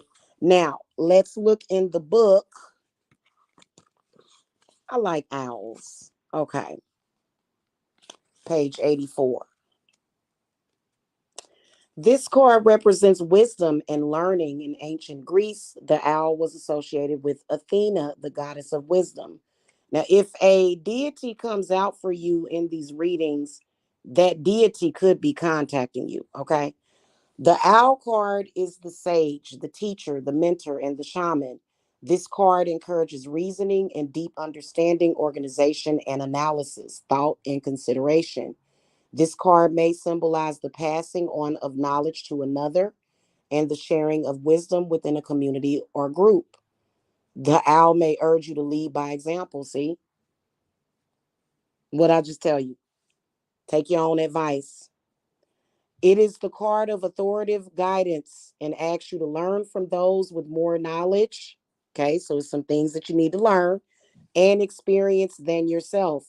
It advises you to deliberate carefully on a decision, but not to the point of paralysis.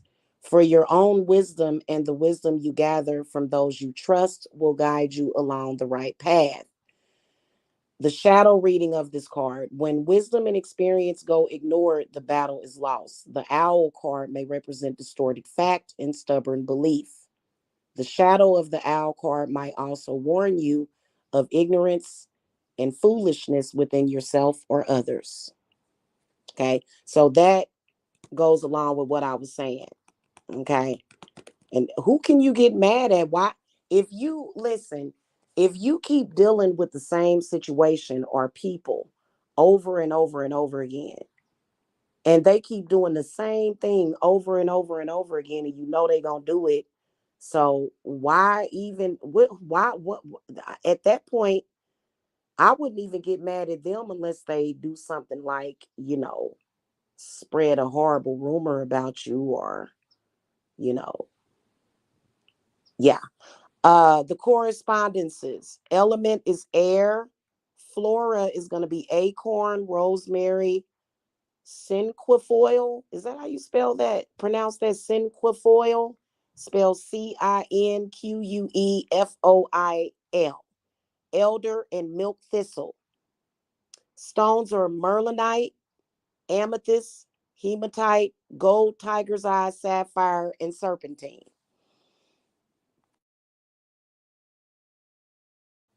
Also, another thing that I'm getting is for Libras, please stop pushing, uh,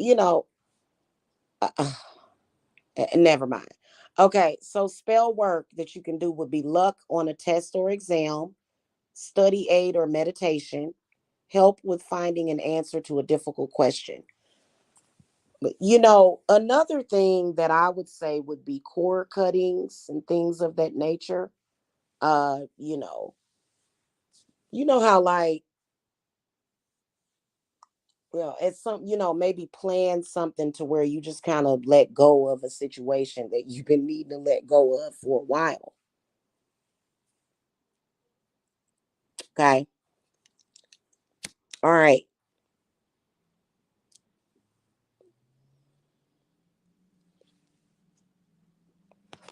Aquarius.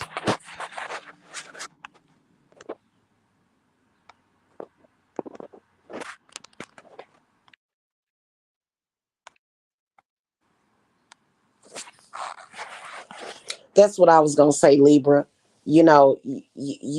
For example, I can sense you preaching to somebody else that they need to let go of a bad sexual or love partner. So do you. You need to do the same thing. Okay. All right, Aquariuses.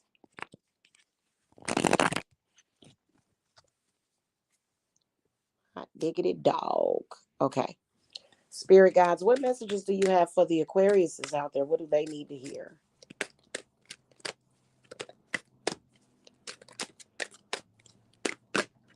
Okay. So the Aquarius has got the seahorses, which is the family card. First thing that I can hear, Aquarius, is don't be distracted. And if you have any problems, you need to look to your family because there is a great danger coming towards your family. You have an enemy, and I will throw you guys a Celtic cross when I'm done with this. But you guys have a enemy that you need.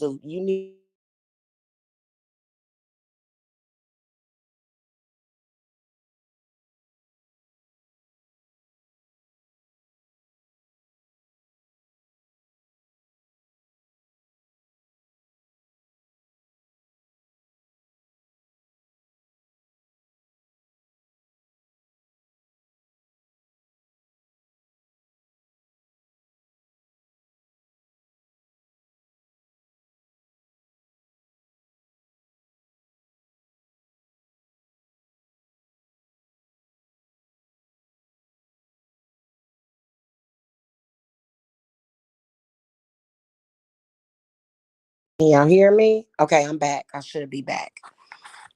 Sorry about that, y'all. I got a phone call. So a lot of you guys, you may be waiting to manifest something, is what I feel that a lot of you Aquariuses are doing. But y'all need to make sure that something needs to be binded, banished. It's a bad spirit, a bad omen that you need to get. Can you hear me now? One EQL, let me know because the thing is moving, so you should be able to hear me now. My phone it rang, and so that's why the audio it went out. So if you could confirm with me that you can hear me, sweetie. Okay. Okay, good.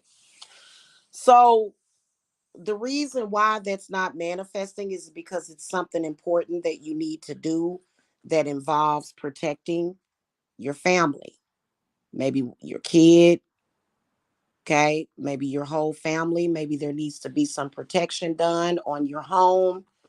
Maybe there's something that you need to do, okay, and that's the main thing that I'm getting from spirit. And then also, maybe possibly spending time with your family is what I'm getting. Spending some quality time with family. It don't have to be a big production, but it can be just, dinner, inviting people over for a dinner, cooking for your family. Okay. And inviting some people over. Let's look in the book to see what's coming from the wild mystic, but I am going to throw the card. I'm gonna throw y'all a Celtic cross for that. Okay. All right. We got the seahorses, which is on page 100.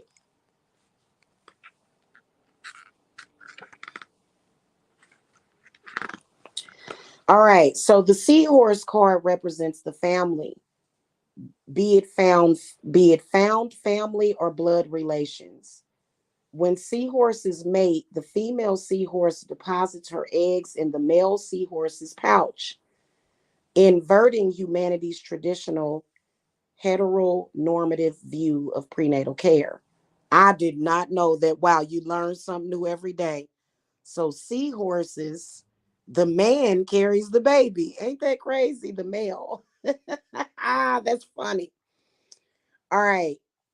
This card is symbolic of family in its essence as an accepting and safe place full of allies, protectors, and friends. It does not dictate what a family should, it does not dictate what a family should or should not be beyond a grouping where one can feel loved. The seahorse card signifies unconditional love, affection, care, and safety. This card may also indicate nurturing, development, and acceptance. It is a healing card whereby others around you are doing the healing rather than you healing yourself. It is the act of defending those we love from harm and hurt. See, I just told you that. Did not to tell you that. Okay, and protecting them with love and care. It is also a potent card for fertility or symbolic of a new member of the family entering your life. Though now the shadow reading, though seahorses do not mate for life, they have been observed to create strong bonds between pairs working as a team to form the best start for their young. However, once their young are born, they turn their attention to the next cycle and the young are left to fend for themselves. The shadow reading of this card may be one of abandonment, rejection, or fierce and necessary independence. Okay. The element of this card is water. The flora is garlic, hollyhock, oak, and olive. Stones are pink cornelian, jade, and magnesite. And the spell work would be blessings on children or unions, fertility magic or luck with an adoption, or to encourage harmony within a family unit. Okay. I'm going to throw a Celtic cross for y'all real quick, though. And it's exactly what I told you. Okay, I didn't know that that book was going to say that, but you do need to look to your children and put some protection around them, because I feel like an enemy is throwing stuff at your kids. So you need to bless your children. You need to protect your children. Okay. All right. We're gonna do a Celtic cross for the Aquariuses. What are you seeing for the Aquariuses to coincide with this reading to give us more information? Thank you. Judgment inverted. Okay. So first of all, Aquarius, what I can sense is that, just to let y'all know, for some of y'all, this could signify, because it's going to be different for different ones of you. But for some of y'all, this is where you are being unfairly judged or being made a part of a situation that you don't necessarily want to be a part of. Um, it can also signify you making the wrong judgments. Okay. Or either you're not really seeing what's ahead. What's crossing you is the Nine of Swords in the upright position. So, you know, this is where you need to give yourself some clarity on the situation. Okay. What's below you is the Page of Cups in the upright position. Pretty much says the same thing. Protect your children, protect your grandchildren, just protection. Okay. What's behind you is the Seven of Cups in the inverted position. So, to me, what this signifies is bad friends in the past. Those bad friends, and, if I were to clarify this Page of Cups, somebody definitely is wishing bad on your kids, okay, on some level. What's above you is the Knight of Pentacles in the upright position, and what is before you in the future is Ten of Pentacles, okay, in the upright position, which, in the future, I definitely do see prosperity and abundance. And again, for those Aquariuses that are trying to get pregnant, I can see that happening. So that card actually means that as well, because it mentioned for, God dang, it mentioned for till that candle started popping. It mentioned fertility or either a new addition coming. This could also come through a family business. It could be a family business that you're running. Um, Knight of Pentacles in the upright position above you. That's a message for those of you that need to heal from something. That healing is coming. It seems like it's an ancestor or a spirit that's trying to bring you healing and then also prosperity. Now, your power in the future is the Empress, but it's in the inverted position. And so again, this goes back to your children and focusing on them, because right now you need to focus on them. Okay. Your focus is money, your focus is finance, but the reason why you feel blocked, your path is blocked, is because there's something that you need to do prior to that blessing coming in. Okay. Now, the people around you, you got King of Pentacles in the inverted position. Aquarius, I feel like this is either a male or a female person that they coming off as being somebody that is very degrading to you. Maybe they lower your value, maybe even they might even be a little abusive and misogynistic, and women can be misogynistic as well. Then you got King of Swords in the upright position and the Four Wands. But I feel like whoever this King of Pentacles is, this person is a danger to your family. Whoever that is, it's either an earth sign, or either they may have a what's that? You probably don't know their chart, but if you find it out, they probably have an earth sign energy in their what is that sign? Their Mercury. Because that's why King of Swords came up.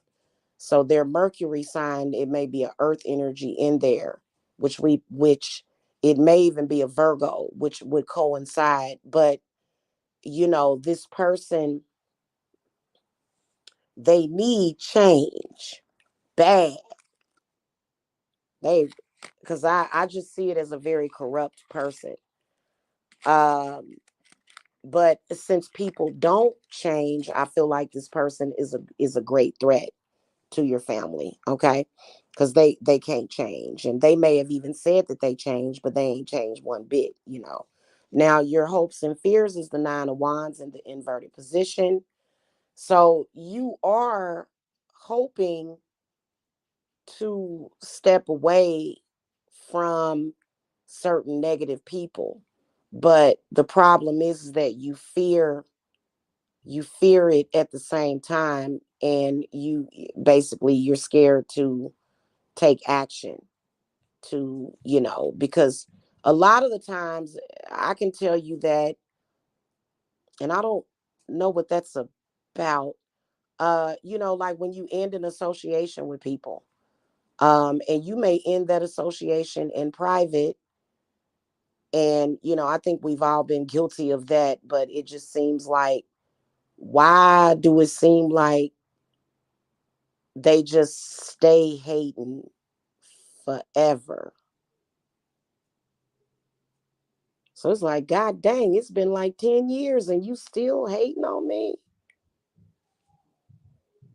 So, and that energy is not good. Spirit is saying that the energy is not good. It's bad energy, too much bad energy that's you know, it's causing obstacles in your mind and in your situation. Okay. And then also there's some very, very poor negative associations that's surrounding around one person. Final outcome is the Five of Pentacles in the inverted position. So a lot of you Aquarius is definitely have a Seven of Swords is inverted as well. A lot of you guys have a financial block. Again, today's wisdom is don't forget who you are. Don't forget your power. So that means that somewhere in your mind, the reason why you're not manifesting ultimately is not even really because of anybody else at this point, but there is that issue that you need to deal with that person. Just do the damn thing. If you don't know, contact me. Um, but that Seven of Swords in the inverted position is where you kind of lost your mind, right? This is the mindset that helped you manifest, your vision. Your vision has been blocked. Okay. And it's almost like you're definitely going through a block. And then that's the way you're gonna master that. The Magician comes up next in the upright position. Okay. All right. And it looks like a lot of y'all got a group of people, a coven or something. Y'all welcome to contact me if y'all having that issue. Okay. All right. Now, anybody still here? Oh, we only got 3 people left up in here. Thank you for staying. We are going to move on to the fire signs, which is going to be the Aries, Leo, and the Sagittarius.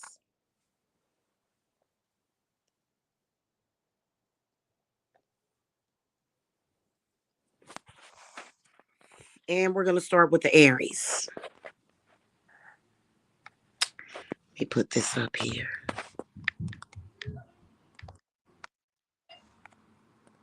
Okay. Thank you, 1EQ. I am too. I enjoy doing this. Okay. I do. Let me light up my another incense stick. That one burned out already.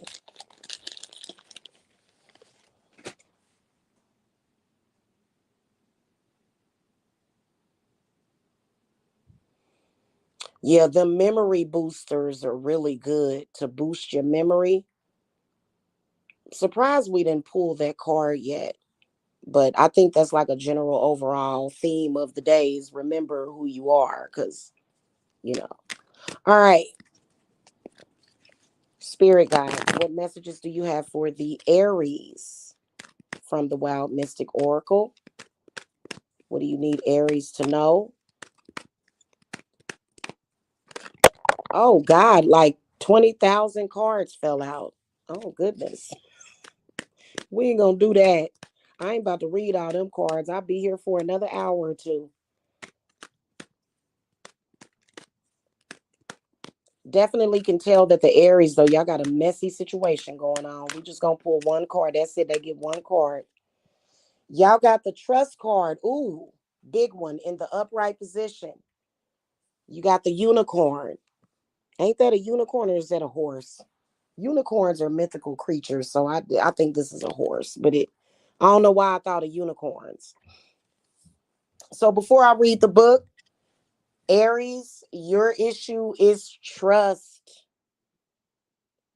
Okay, you don't have enough of the energy of trust. That's your problem. You don't trust, and that's a spirit. Antitrust is a spirit, and that's what's blocking you from whatever it is that you want is trust. Okay, because when you don't trust, that energy automatically blocks. So trust is not even about trusting other people, but mainly it's about trusting yourself and in your abilities and what it is that you're doing. So but I think that you guys working with the energy and the spirit of trust will help you to manifest. Now, are you able to manifest that by being an untrustworthy person? Not really. That's a big card. That should be a major arcana in this deck. That's huge. Because, especially some of y'all law and attraction people, but even those of you that are doing spell work and witchcraft, you know, whatever it is that you're trying to manifest is going to require those energies, Aries. Okay. Oh, God. Yeah. 1EQL. Yes, ma'am. Yeah, it's a part of taking your power back is, remembering who you are. But yeah, I do. Yeah, I do. And a lot of times you need a cleanse for that. Okay. It's important to get a cleanse, especially cleansing out your subconscious and stuff like that, because, when enough data goes in or enough things that are, damaging to the mind, okay? The more and more that you take that stuff in, the further away you get away from when things were happening for you. Okay. when things were going your way. So, and that takes, you know, self discipline as well. Okay. But back to what I was talking about, which is kind of the same thing that I'm talking about when it comes to the Aries. Um,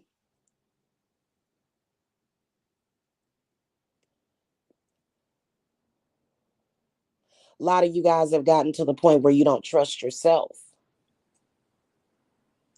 And, trust is important. Let's read the book. Okay. Let's look at the book. Let's look at the horse, page 64. And this card represents trust and loyalty. Throughout history and within different cultures, horses have been associated with war, power, death, and luck. However, any who have chosen to work alongside them or ride with them will probably favor the theme of trust.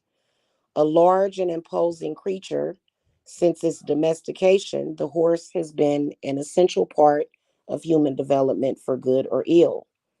Humans have entrusted horses with their lives and fortunes. Horses have loyally walked alongside humans in battle, storm, and over oceans. This card is symbolic of allegiance, solidarity, and camaraderie. It is a friendship forged from mutual respect and shared adversities. Okay. When a horse is trained to be ridden, they are said to be broken. Through this process, their natural animal urges to hide or flee are replaced with subservience to the human rider. One reading of this card could be warning you to not trust blindly, to follow your own will when you feel you are being led astray. It is urging you to trust in yourself. Very powerful. So, the shadow reading of this card, in Scottish folklore, the Kelpie is a shape shifting creature who generally takes the form of a black horse. The creature entices wandering humans to ride it, then runs into the water where the victims are drowned. Much as the light reading of this card warns against blind trust, the shadow reading warns against misplaced trust. Okay. One EQL, usually for a cleanse, it depends. If you feel that you need to do it monthly, you certainly can. In fact, that would actually be a good plan for you. Um, until you don't need to cleanse as often, usually maybe 3 to 4 times per year. But yeah, monthly cleanses are definitely good to get. Okay. So the element of this card is earth. The flora is freesia, sweet pea, and thyme. And the stones are sodalite, smithsonite, amber, and chrysoprase. And the spell work would be blessing a marriage or union, encouraging trust and understanding between people, and guarding against fraud. Okay. Y'all heard that, guarding against fraud. Take heed. I almost want to do a Celtic cross. I'm going to throw a Celtic cross for y'all real quick for the Aries. Let's get through it real quick for the Aries. What messages do you have through the Celtic cross, spirit guides? What are you doing? What are you doing?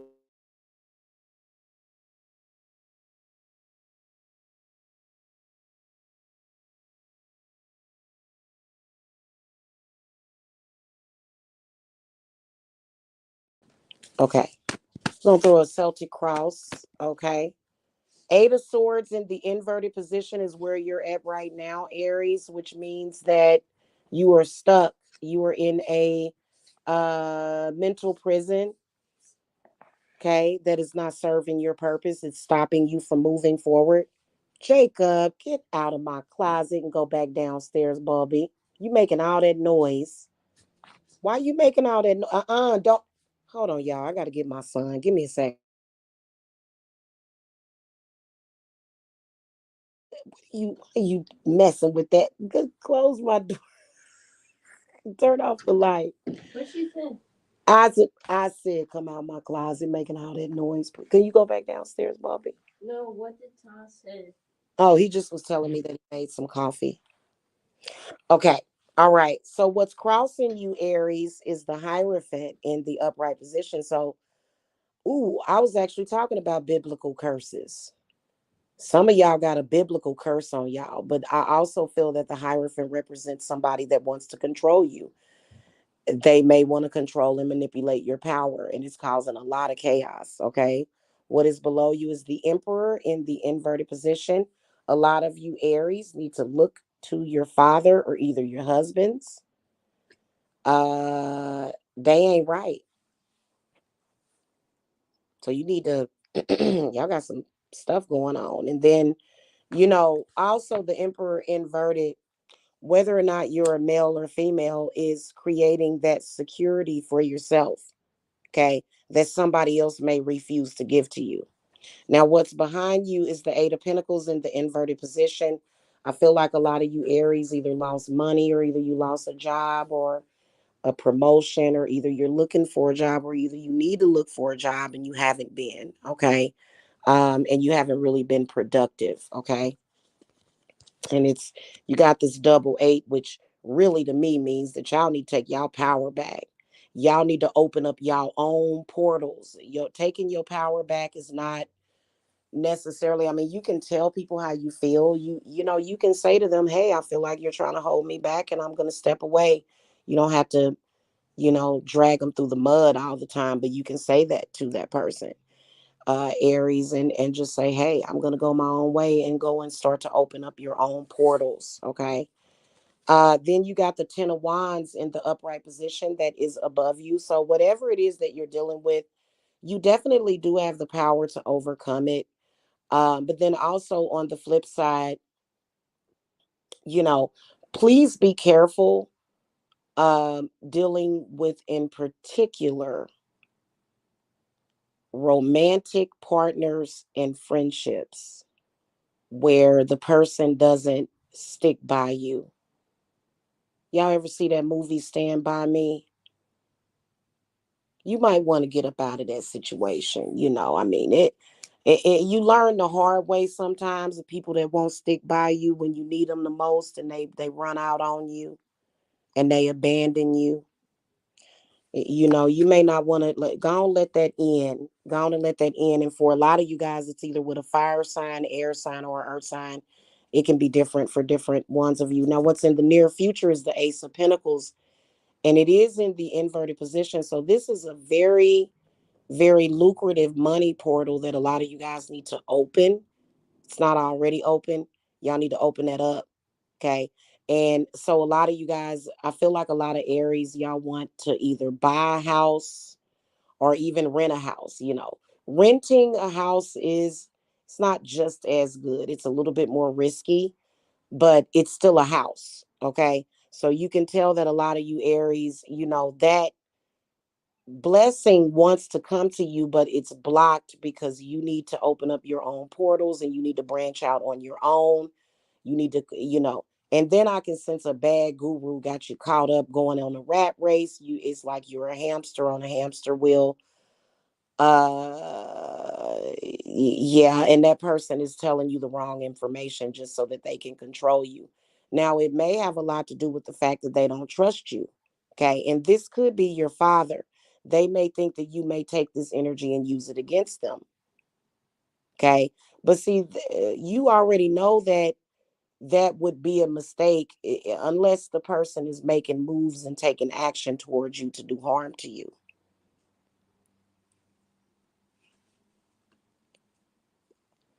Okay. Go find out that information on your own and, try to get out there and be more independent. Okay. Now, your power in the future is the Five of Swords in the inverted position. Right off the bat, Aries, please stop involving yourself with these stupid beefs online. Believe it or not, They can affect you in a negative way. All too much negative information. A lot of you guys need to meditate and clear your freaking head. Quit involving yourself with that. It's time for you to do that because you know, manifesting out of chaos does not mean that you're supposed to stay in the chaos. You know, you're supposed to remove yourself at some point. And I do sense the Five of Swords, unnecessary chaos in your life.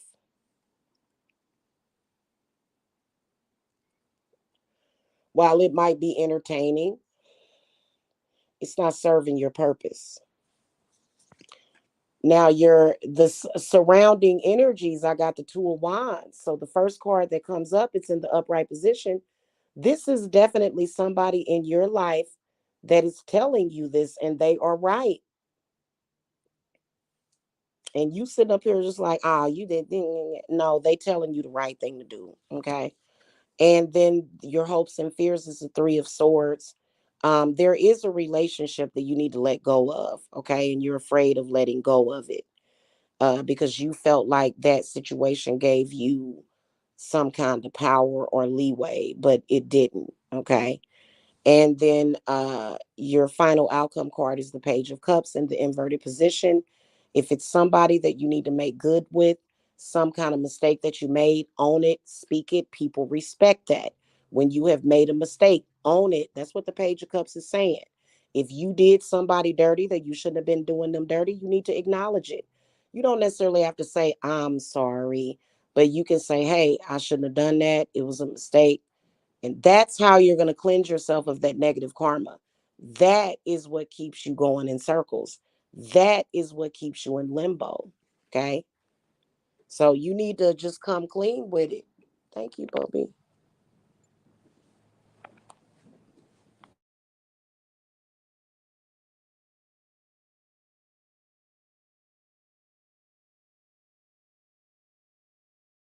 Okay, I'm back. All right. Your final outcome of your Celtic Cross Aries is the Magician in the inverted position. And they're saying that you are not using your power. And you need to discover your power. It's lost, it's hidden. You need to find it. And unlike the bad guru, your power does not involve controlling necessarily or manipulating others. Not necessarily. Honestly, especially with this love triangle, I can see that you're dealing with.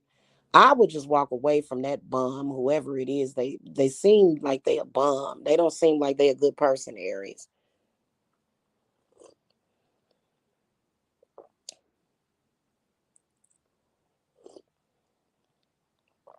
I got me some coffee for my throat. Because boy, when I first started these readings, something was just like, all right. Leo. Do we have some Leos in his house? We only got 3 people in here, presumably. Even though it could be people in here. You know what, guys? It is more people in here. They are looking at me from an incognito browser. It's a lot of people in here lurking. And they got they got an incognito browser. So it's actually more than 3 people in here. All right. Okay. Let's go move on to the Leos. Okay.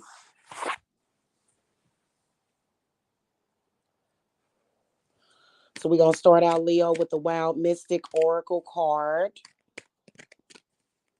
What messages do you have for the Leos from the Wild Mystic Oracle? What does Leo need to know right now?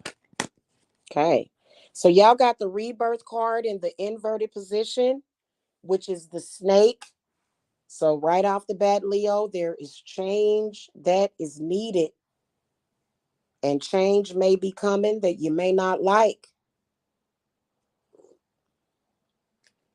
I like this card. I do kind of wish y'all could see the illustrations. It's got the crescent moon kind of like a helmet. and it's facing it, the crescent moon is like coming down and there's darkness underneath it. Okay, so it's, yeah. So I wish I could show that. You know what? Actually, I can show it to you. Do whatever I want. I do what I want. Hold on a second, y'all. Let me show y'all this real quick. Okay. So y'all see how the crescent moon, it's inverted. So all of this is the crescent of the moon, and then all this darkness is what's coming. You guys are in the. I actually offer a very, very good meditation technique. I feel like a lot of you Leos are in a very dark place. Okay. And I feel like the reason why you're stuck in that dark place is because there's change that's needed to yourself. I do feel strongly that this has something to do with a relationship. But it could be a relationship with self as well, because self is first. And whatever this relationship is, it's time for you to release yourself from it. hmm If it's self,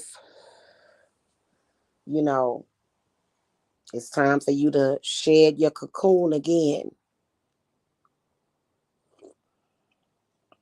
And I already know without reading it that it's going to mention something about snakes and how, how snakes shed their skin to, be a new person, to, be reinvented within themselves. And then a lot of you guys definitely are dealing with people that do not hold your best interests at heart whatsoever. And they don't. So why waste your god dang time on them? Why are you doing that?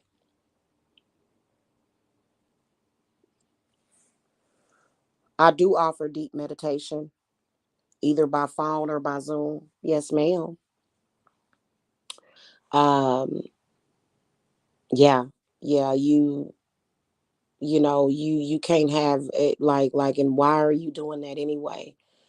So a lot of you Leos are kind of down on your luck, and it's because there is a bad element that is in your life.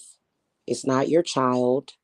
It's not, it's got to have, what I can sense is that it's a bad lover that you need to cut loose right now, because you got a situation. I feel like a lot of you Leos are dealing with a situation, and that person ain't helping. In fact, they're making the situation worse. Cool one EQL. They're making the situation worse. They taking you even darker, even more into the darkness.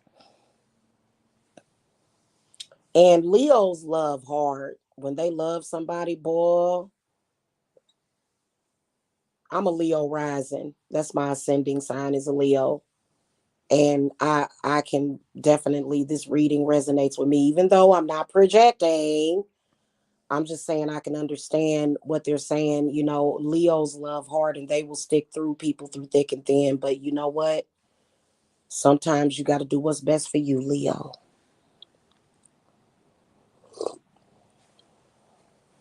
Okay. All right. Let's look it up. Got the snake and page 104.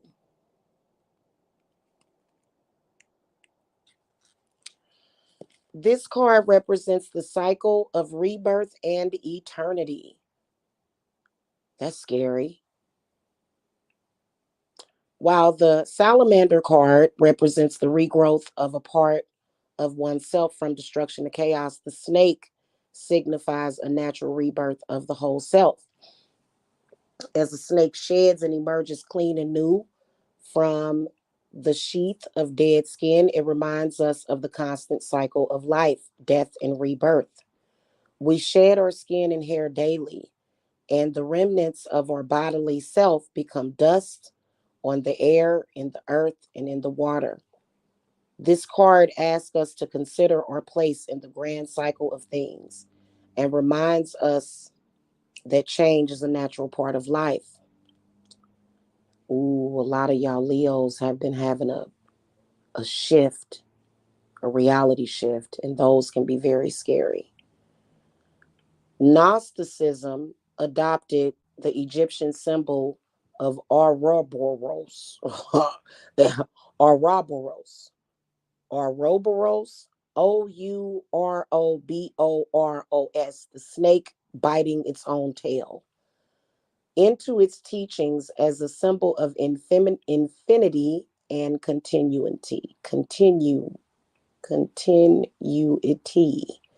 The symbol was originally associated with the union between Ra, ancient Egyptian god of creation, and of the sun, and Osiris, god of the dead.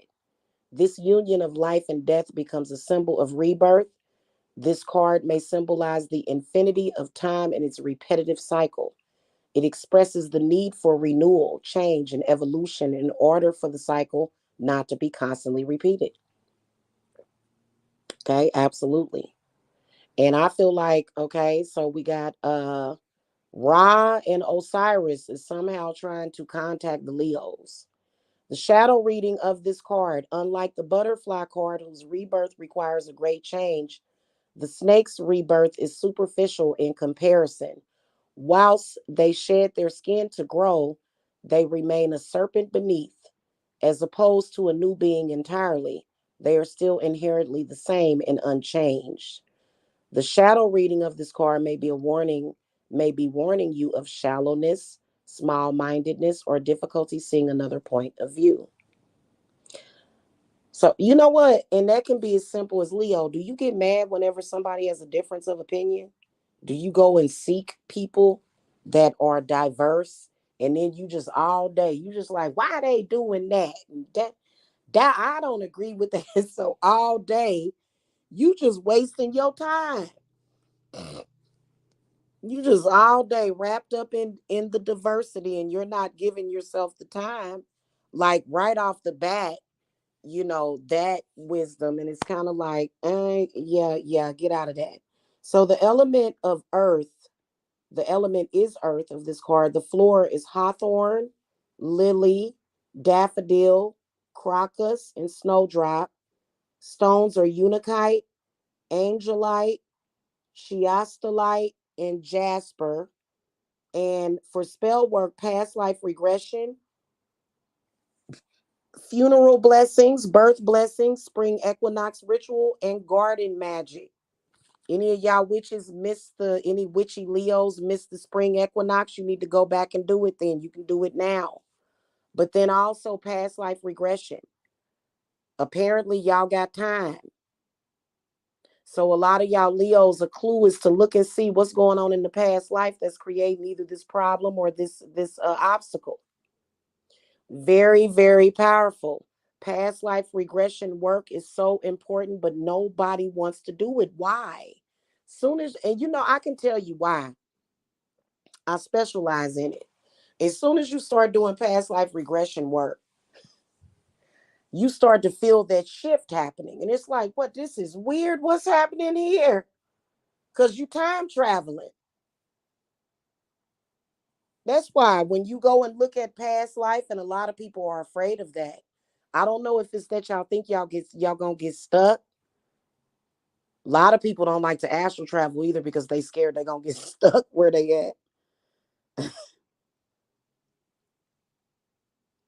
It could be a reason for that. Maybe perhaps if you're astral traveling to a specific person, maybe they got a trap set up for anybody that ain't supposed to be astral traveling to them. You definitely need to. I'm gonna talk to y'all about astral traps. Oh, you here to try to impede on my stuff here? Okay, let me set up this trap for you, boo. Oh yeah, and especially a lot of y'all Leo witches, y'all. And granted, listen, none of it works if you are, to be honest with you, if you are impeding on another person and without good reason, right? Then they kind of got the right to travel in and go boop, I'm out. But a lot of y'all, when y'all astral travel, sometimes it'll feel kind of difficult to get back to your body. And you're like, damn, why can't I see myself coming back? Quit being scared of that. You know what I'm saying? And past life regression, spiritual work and therapy and counseling, I do that. It's good to have somebody trusted that knows a lot about that. But that's a key to the issue that you're having is you need to look at your past life regression and ask yourself why and what. Okay. So, that's a good gem for y'all. Okay. Yeah, do that trap work and definitely set them traps by your doors too, your portals, because people will hang out by your portals and be like, oh, look at that. There's some gold nuggets coming through that. Let me get that. People will, I swear to God, y'all, ask any spiritualist, they will tell you. Ask anybody that, because I have a lot of shamanism in my family. Thank you to my bloodline. It's a lot of that. It is in my family.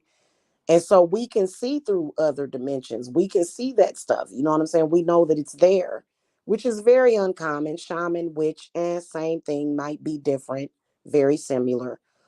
But, you know, you can see it, you can see it.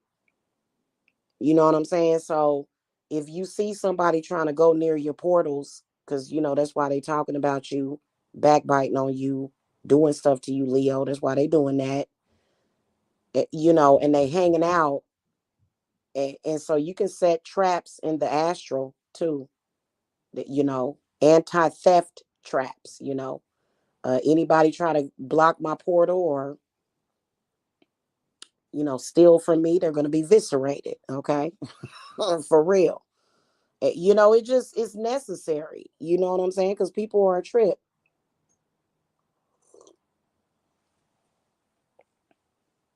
I'm gonna throw up, if y'all don't mind, Leos, I'm gonna go ahead and throw y'all a Celtic cross too, because I'm curious, and I feel like y'all would want that. Spirit guides for the Leo, we're going to do a Celtic cross. What's going on here? Okay, what messages do you have that may clarify and coincide with the oracle reading? And what other messages do you have from the Celtic cross for the Leo? Okay, so at current, Leos, you come up as the Six of Wands in the upright position. Now, I know the next card that I get, I already know what I'm going to see. I'm going to see that a lot of you Leos are feeling as though you were being seen as something that you're not. Actually, Leo, people are looking at you with great respect. People are seeking you out. Okay. What's crossing you is the Ten of Swords. See, what the, y'all, I'll be ready to fall over. I knew I was going to see a sword card. The Ten of Swords is in the inverted position. So basically, that means that a cycle is already ended, but you're still carrying it with you. Right. So it's kind of like you're fine, but you're a little paranoid about how people are looking at you. Let's look at what's beneath you. What's beneath you is the Four of Pentacles inverted. Okay. And so I feel like what that means is that there's financial constraints for a lot of you Leos right now where you're feeling blocked and you shouldn't be. To me, I feel like another thing I'm going to see in this reading is illusions, glamour, deception. But really, what your spirit guides are saying is that you might be deceiving yourself at this moment, whenever you're watching this reading or listening to this reading. Okay. What's behind you is the Knight of Wands in the upright position. So I feel like a lot of you Leos have been having past life regressions because the Knight of Wands is facing going backwards. You guys may not have known that, and now going back to the past life stuff, but this is not bad things that you're bringing in from the past life. No, this is good stuff. So past life ain't always bad. Connecting with your past life does not always mean that it's got to be something bad, like, oh, I got to go back and I done did something. No, there's gems and treasures, okay, and things that you can find out, and energies and spirits you can connect with. It ain't just about, it ain't even just about healing from trauma. Okay. It's about getting yours. You can travel to the past life and get yours. What's above you is the moon. See, I knew it. The moon upright. You're paranoid. You're paranoid. Okay. And then also the moon, that's when it comes up in a Celtic cross like this, that's blessings that are coming to you. That's wisdom. That's energy. That's power. Okay. Especially coming from a female ancestor that's very powerful. That's, may have heard your requests. So things are manifesting. Okay. Now, what's in front of you is the Nine of Pentacles. See, in the upright position. So a lot of you Leos feel like, well, I don't think it's, oh, Lord, everybody, oh, God, oh, no, it's going to manifest. You got it. Okay. But see, I can't tell you that. You have to believe that. Okay. Otherwise, you're just going to stay, you know, kind of like that Ten of Swords crossing you. It's kind of like this mental state that you're in of uncertainty. And then also there's some insecurity.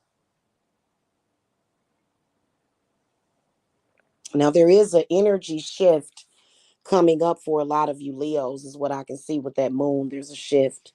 Your power in the future is the Ten of Wands, is in the inverted position.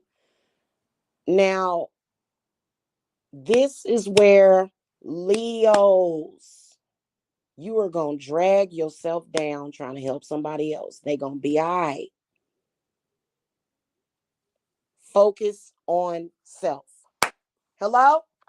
Focus on your goddamn self. That person going to be all right. I know you want to have their back and you want to fight for them and all that stuff, but shit, they got their own plan laid out. So worry about yourself, because whatever it is that person is going through, it may be something they need to go through, but it's probably it's going to end up tearing you down because it ain't meant for you to go through that with them. Okay. So I guess if you want to be a ride or die for yourself. The surrounding environment, people around you, the death card inverted. Let's throw a few more cards. Death inverted, the sun upright, the Empress upright, King of Cups upright, I'm sorry, inverted, and then the star inverted. So some of the energies that are around you, you got good and bad, right? But that death card in the inverted position, this seemed like it's a Scorpio. Like, I don't know why I can see a Scorpio just playing y'all like a fiddle. A Scorpio. Okay. And so this person, even as the cards came up, is blocking all your blessings just like a damn barricade. What the hell? Look at that. Okay. So there's your blessings, the sun and the Empress, and they right on each side of it. Okay. And it might be an Aquarius as well. But you got to do some eliminating. Okay. You got to do some elimination. Okay. And then also quit telling Lord, whoever these people are, quit telling them everything, Leo. You ain't got to tell them everything, and if they the type of person to where something good happened for you and they don't say, oh my God, I'm so happy for you. Oh my God, let's celebrate. Oh my God. If they not genuinely happy and they say, well, you didn't tell me that. You didn't tell me you was working on that project. And they mouth turn up and it looks like a baboon's ass or something, that person, you need to eliminate them, okay? Yeah, temporarily or forever. Okay, your hopes and fears is the Page of Pentacles. So a lot of you Leos, listen, the shift is happening. You guys have been down kinda for so long, um, or you were down for so long, and it's kind of like a shadow of yourself. It's like a shell of yourself. So a lot of you guys fear what you want, but you want it, right? You want it, but you're scared of it. And I believe it's got something to do with money, or this could be healing, especially healing of your mind. And so a lot of you guys, let me see the final outcome card. So your final outcome is the Ace of Wands in the upright position. Ace of Wands and the Ace of Swords is one of the best aces that you can get in the deck, because what that represents is a quick change. It's the number one, things happening in a day, things happening fast. So get ready. Okay. And it's definitely, I feel like this reading is confirmation for the Leos, but I feel like y'all torturing yourself.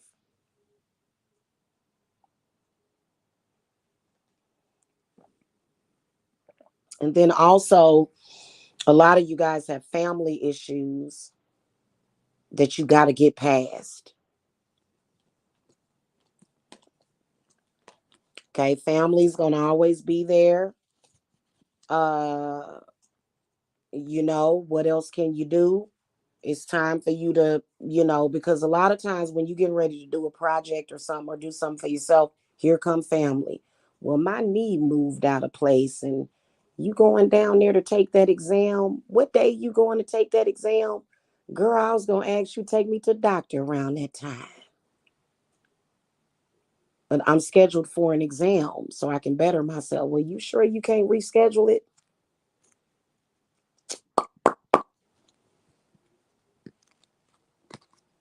I don't know why I shuffled that. Why?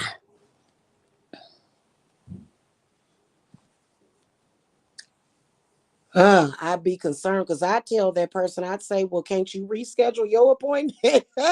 This is important. Well, my knee. Well, can you get somebody else to take you? No. Call an Uber. No. Y'all notice how I can entertain myself? Y'all, that's crazy. Like, no, I'm absolutely not. I can't. I'm sorry, I can't do that for you. Lay down, just lay down. Don't walk on that knee. I'll bring you some food or something before and afterwards. Bring them some food, okay? Sagittariuses are up next. Last but not least, spirit guides, what oracle messages do you have for the Sagittariuses today? Please and thank you.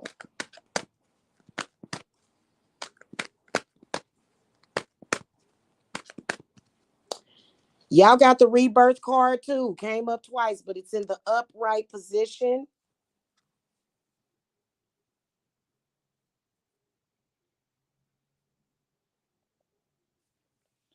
Okay. So, Sagittarius, what I can see with this rebirth card definitely is going to be change. And it's a change in you that is much needed, so that, you are holding your head up high. This has a lot to do with, your dignity and your pride, and, also how you treat others is what I'm hearing. Okay.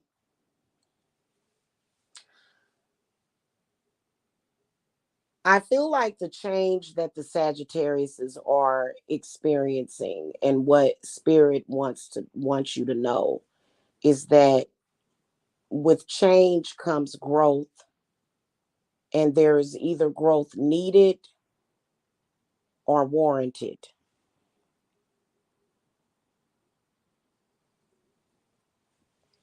Okay. Change in how you're doing things, which will change your life for the better. I feel like it's also about healing. Not What I'm sensing from a lot of Sagittarius is not having to work so hard, you know so that you're not, because I feel like what I can hear spirit say is that Sagittarius are creating these obstacles against themselves.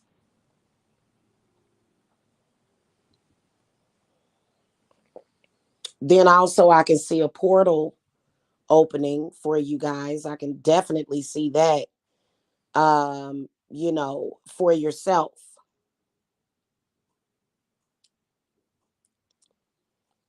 Then I can sense another thing with the snake is that it's all about watching your path, watching out for people that may be using, abusing you, or being deceptive. Um, but they're saying something to me about the same thing that one EQL typed is portal work, so people can't take away from you. You know what I'm saying? Um, when you open up those portals for yourself, it's a good idea to make sure that you protect them.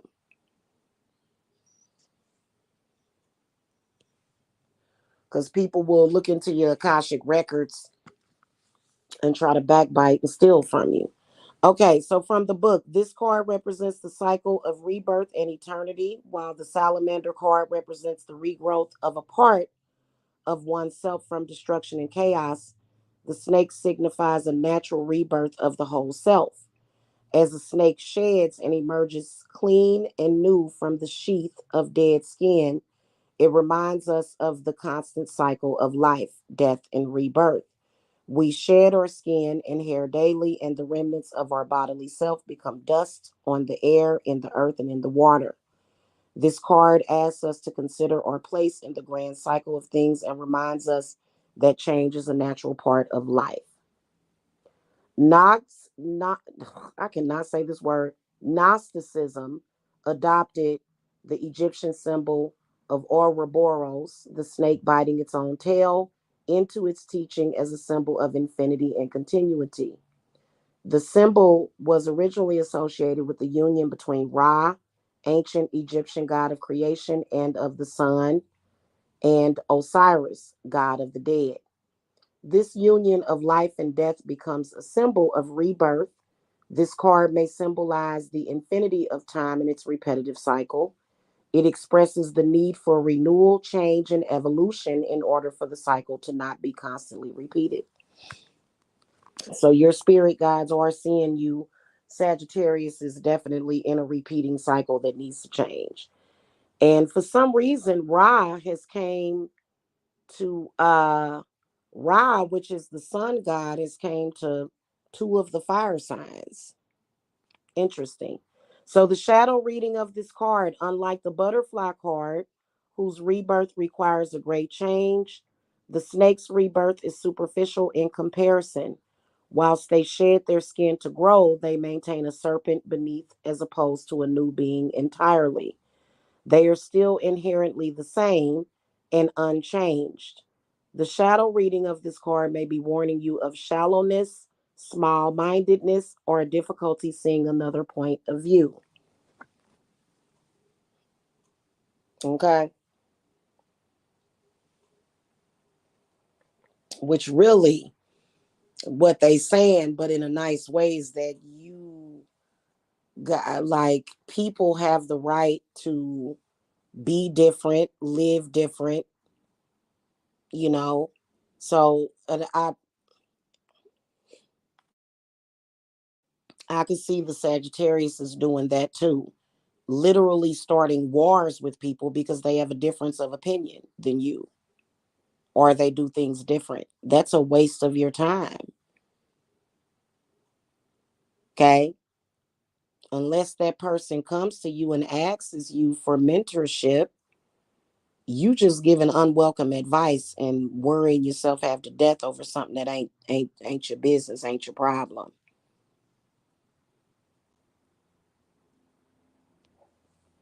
Okay. The element is earth. The flora is hawthorn, lily, daffodil, crocus, and snowdrop. Stones are unakite, angelite, chiastolite, and jasper. Spell work, past life regression, funeral blessings, birth blessings, spring equinox ritual, and garden magic. I feel that a lot of you Sagittariuses would benefit greatly uh, from mainly the spring equinox. So you need to do research on that, is the first thing that I can tell you out of that advice. But then also past life regressions. A lot of you Sagittariuses are frustrated as hell. Y'all are. Y'all frustrated. And the reason why is because you refuse to do past life regression work. I don't I don't understand it. Like what it like what's the problem? You got time, but you rather waste your time doing other stuff, worrying about what other people are doing. Listen, you got time to sit there and research past life, or at least meditate to it, or at least go to a reader that can give you a past life reading. If you know how to do your own readings, give yourself a past life reading. It's you, the issues and the problems and the thought processes and the feelings of inadequacy, it's all coming from you. Nobody else is doing that to you. Nobody's doing anything to you. Okay. I'm gonna throw some tarot cards for y'all. I got a feeling that y'all dealing with codependency as well. Okay. Leos are not necessarily dealing with codependency of themselves, but rather they keep trying to carry too much burden. For the Sagittarius, I feel like y'all are suffering from codependency. And you're suffering from codependency because you refuse to take the steps of the divine. You got to look at yourself at all angles. And past life regression work is not just saying, well, I was a queen in the past life. And so you got to really, really, really dive deep into that, because it's not working. It's not working, Sagittarius. You just saying, I was a queen in the past life, and you going from pillar to post, you going here and there, and it ain't happening. You trying to figure it out, and that's not it.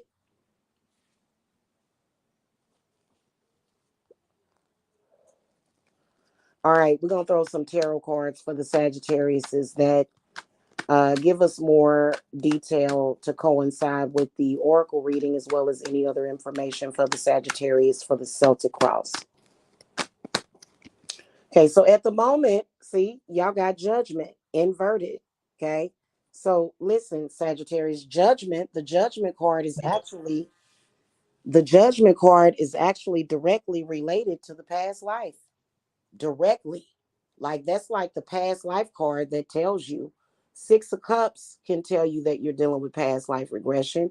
Six of Swords can tell you that, both of those cards, but this is a major arcana that's telling you that your past life and spirits from your past life, or energies or thoughts, thought processes, events, memories in your soul are affecting the current life. Okay, get into it. Goodness gracious, what's crossing you is the Knight of Swords. Okay. And so the Knight of Swords represents the mind, the memory, your mind, your thinking, your thought process, how you are perceiving things. The Knight of Swords definitely is some kind of spirit guide that keeps telling you, hey, hey, hey. And you just like, no, you keep dismissing that spirit guide. Why? Why you keep dismissing that spirit guide? They telling you what's right.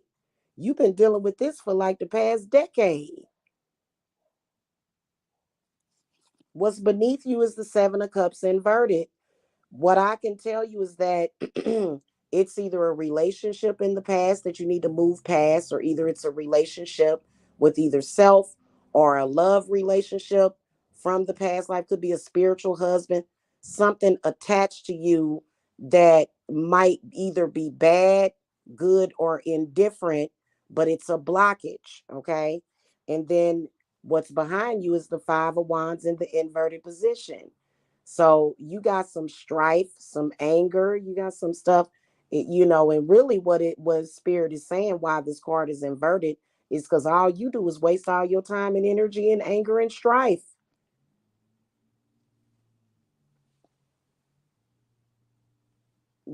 Some battles are not meant to be fought. Sometimes I don't want to say some battles are not meant to be fought, but I just want to say I feel like a lot of you Sagittarius is doing it wrong. I do. Okay. Now, what's above you is the Ace of Swords in the upright position. This is discovery. This is freeing your mind up of a lot of that stuff. You just got all that stuff. It's just built up in your mind and all that conflict, and then also Five of Wands could possibly be some violence that could have happened to you either when you were a child or either in your past life. And see, even though those wounds have healed, you ain't healed, and you have to heal yourself. Now what's before you in the future is the Strength card. Okay, so this is where I feel that this is all about, again, it's funny how this Strength card comes out, which represents the Leo again, which represents the sun god Ra. Y'all might want to work with that god, even if it's temporarily, to help you. Okay.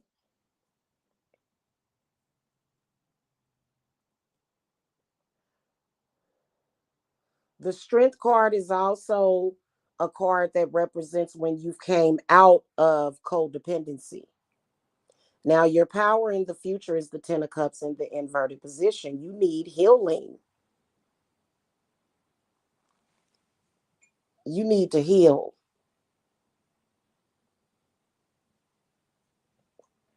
your heart chakra. No, you cannot remove the heart chakra. I guess you could, but I don't think that would be good because I actually, people have all sorts of ideas. And some of y'all Sagittarius, y'all gravitate towards the worst thing possible. So I was reading something, I stumbled upon it, where people were like, what if we remove the chakras? What? Remove the chakras? What? And people were actually, yeah, what if we just remove the chakras so I don't feel nothing no more? Then they wonder why their heart is getting ready to come out of their chest, getting ready to bust and pop out of their chest sometimes. You don't remove none of the chakras. What the hell is that? Y'all, I swear, it just is ridiculous. I wouldn't advise it. That's just like saying I'm going to close myself off. I'm going to shut myself down. I'm going to self terminate. I'm going to disassemble myself. What? Yeah, you need to close your heart to certain people, but not to yourself. A lot of y'all are doing that. Now, your outside influences, we got the Hanged One in the upright position. So, that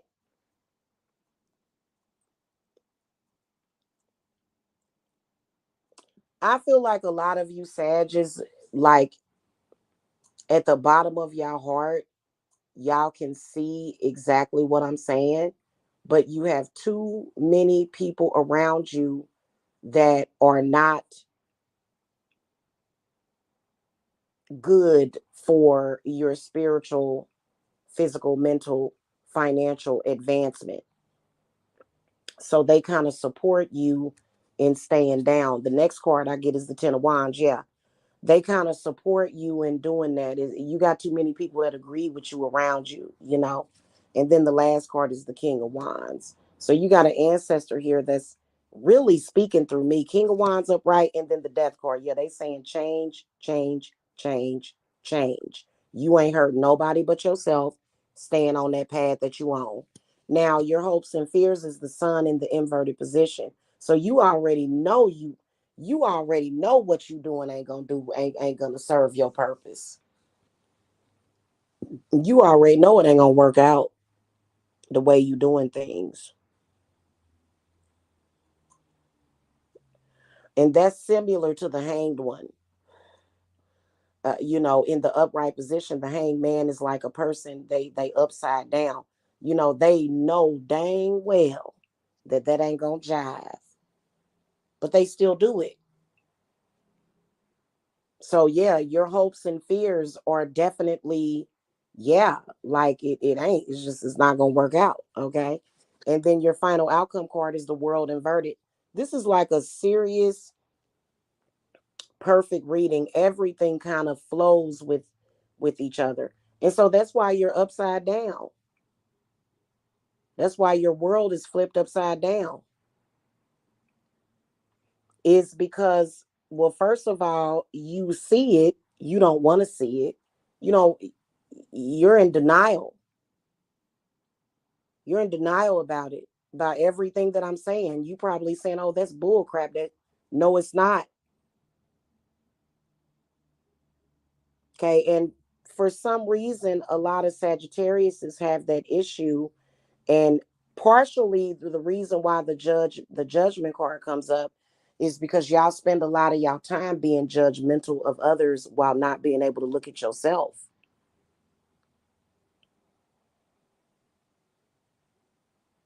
And ain't none of y'all Sagittarius has been appointed the judge of anybody. And if you were in some kind of supervisory role at like Comcast, why always bring up Comcast? Comcast or the cable company, and you everybody hates you because of the same reason. They don't really like you. And it's because you're too controlling. You too controlling. Like you trying to tell people how they should yawn. Oh, you're yawning too loud. What? I'm yawning too loud? Yeah, that's not attractive. That's annoying.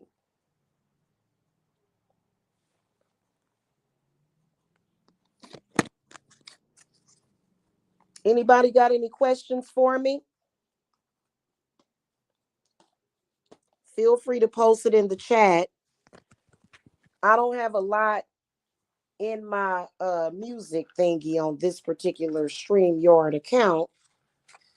So I may go to a quick music break and play the same song in case you guys want to ask any questions. Otherwise, I'm gonna get up out of here. And I wonder if any of y'all have said anything in the chat. Hold on.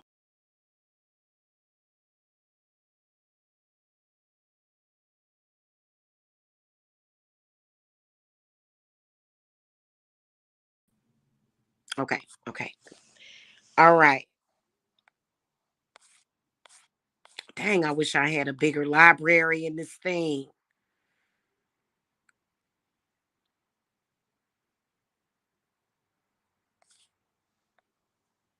Can protection and cleansing be completed together monthly? Oh yeah, absolutely. Yeah, definitely.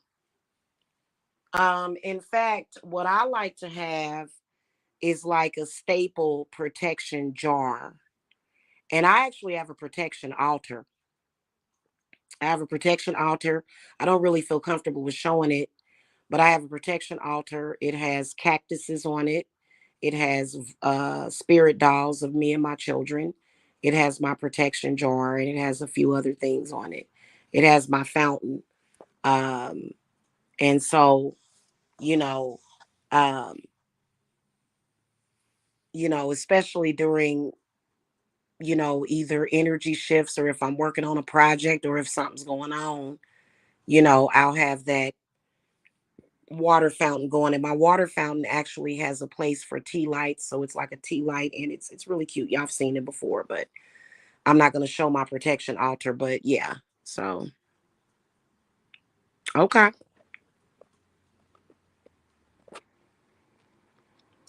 All right, guys. So I'm going to go to a quick break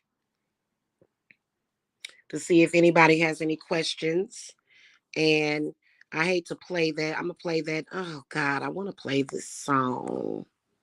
Maybe I should play one of these background musics that comes with it.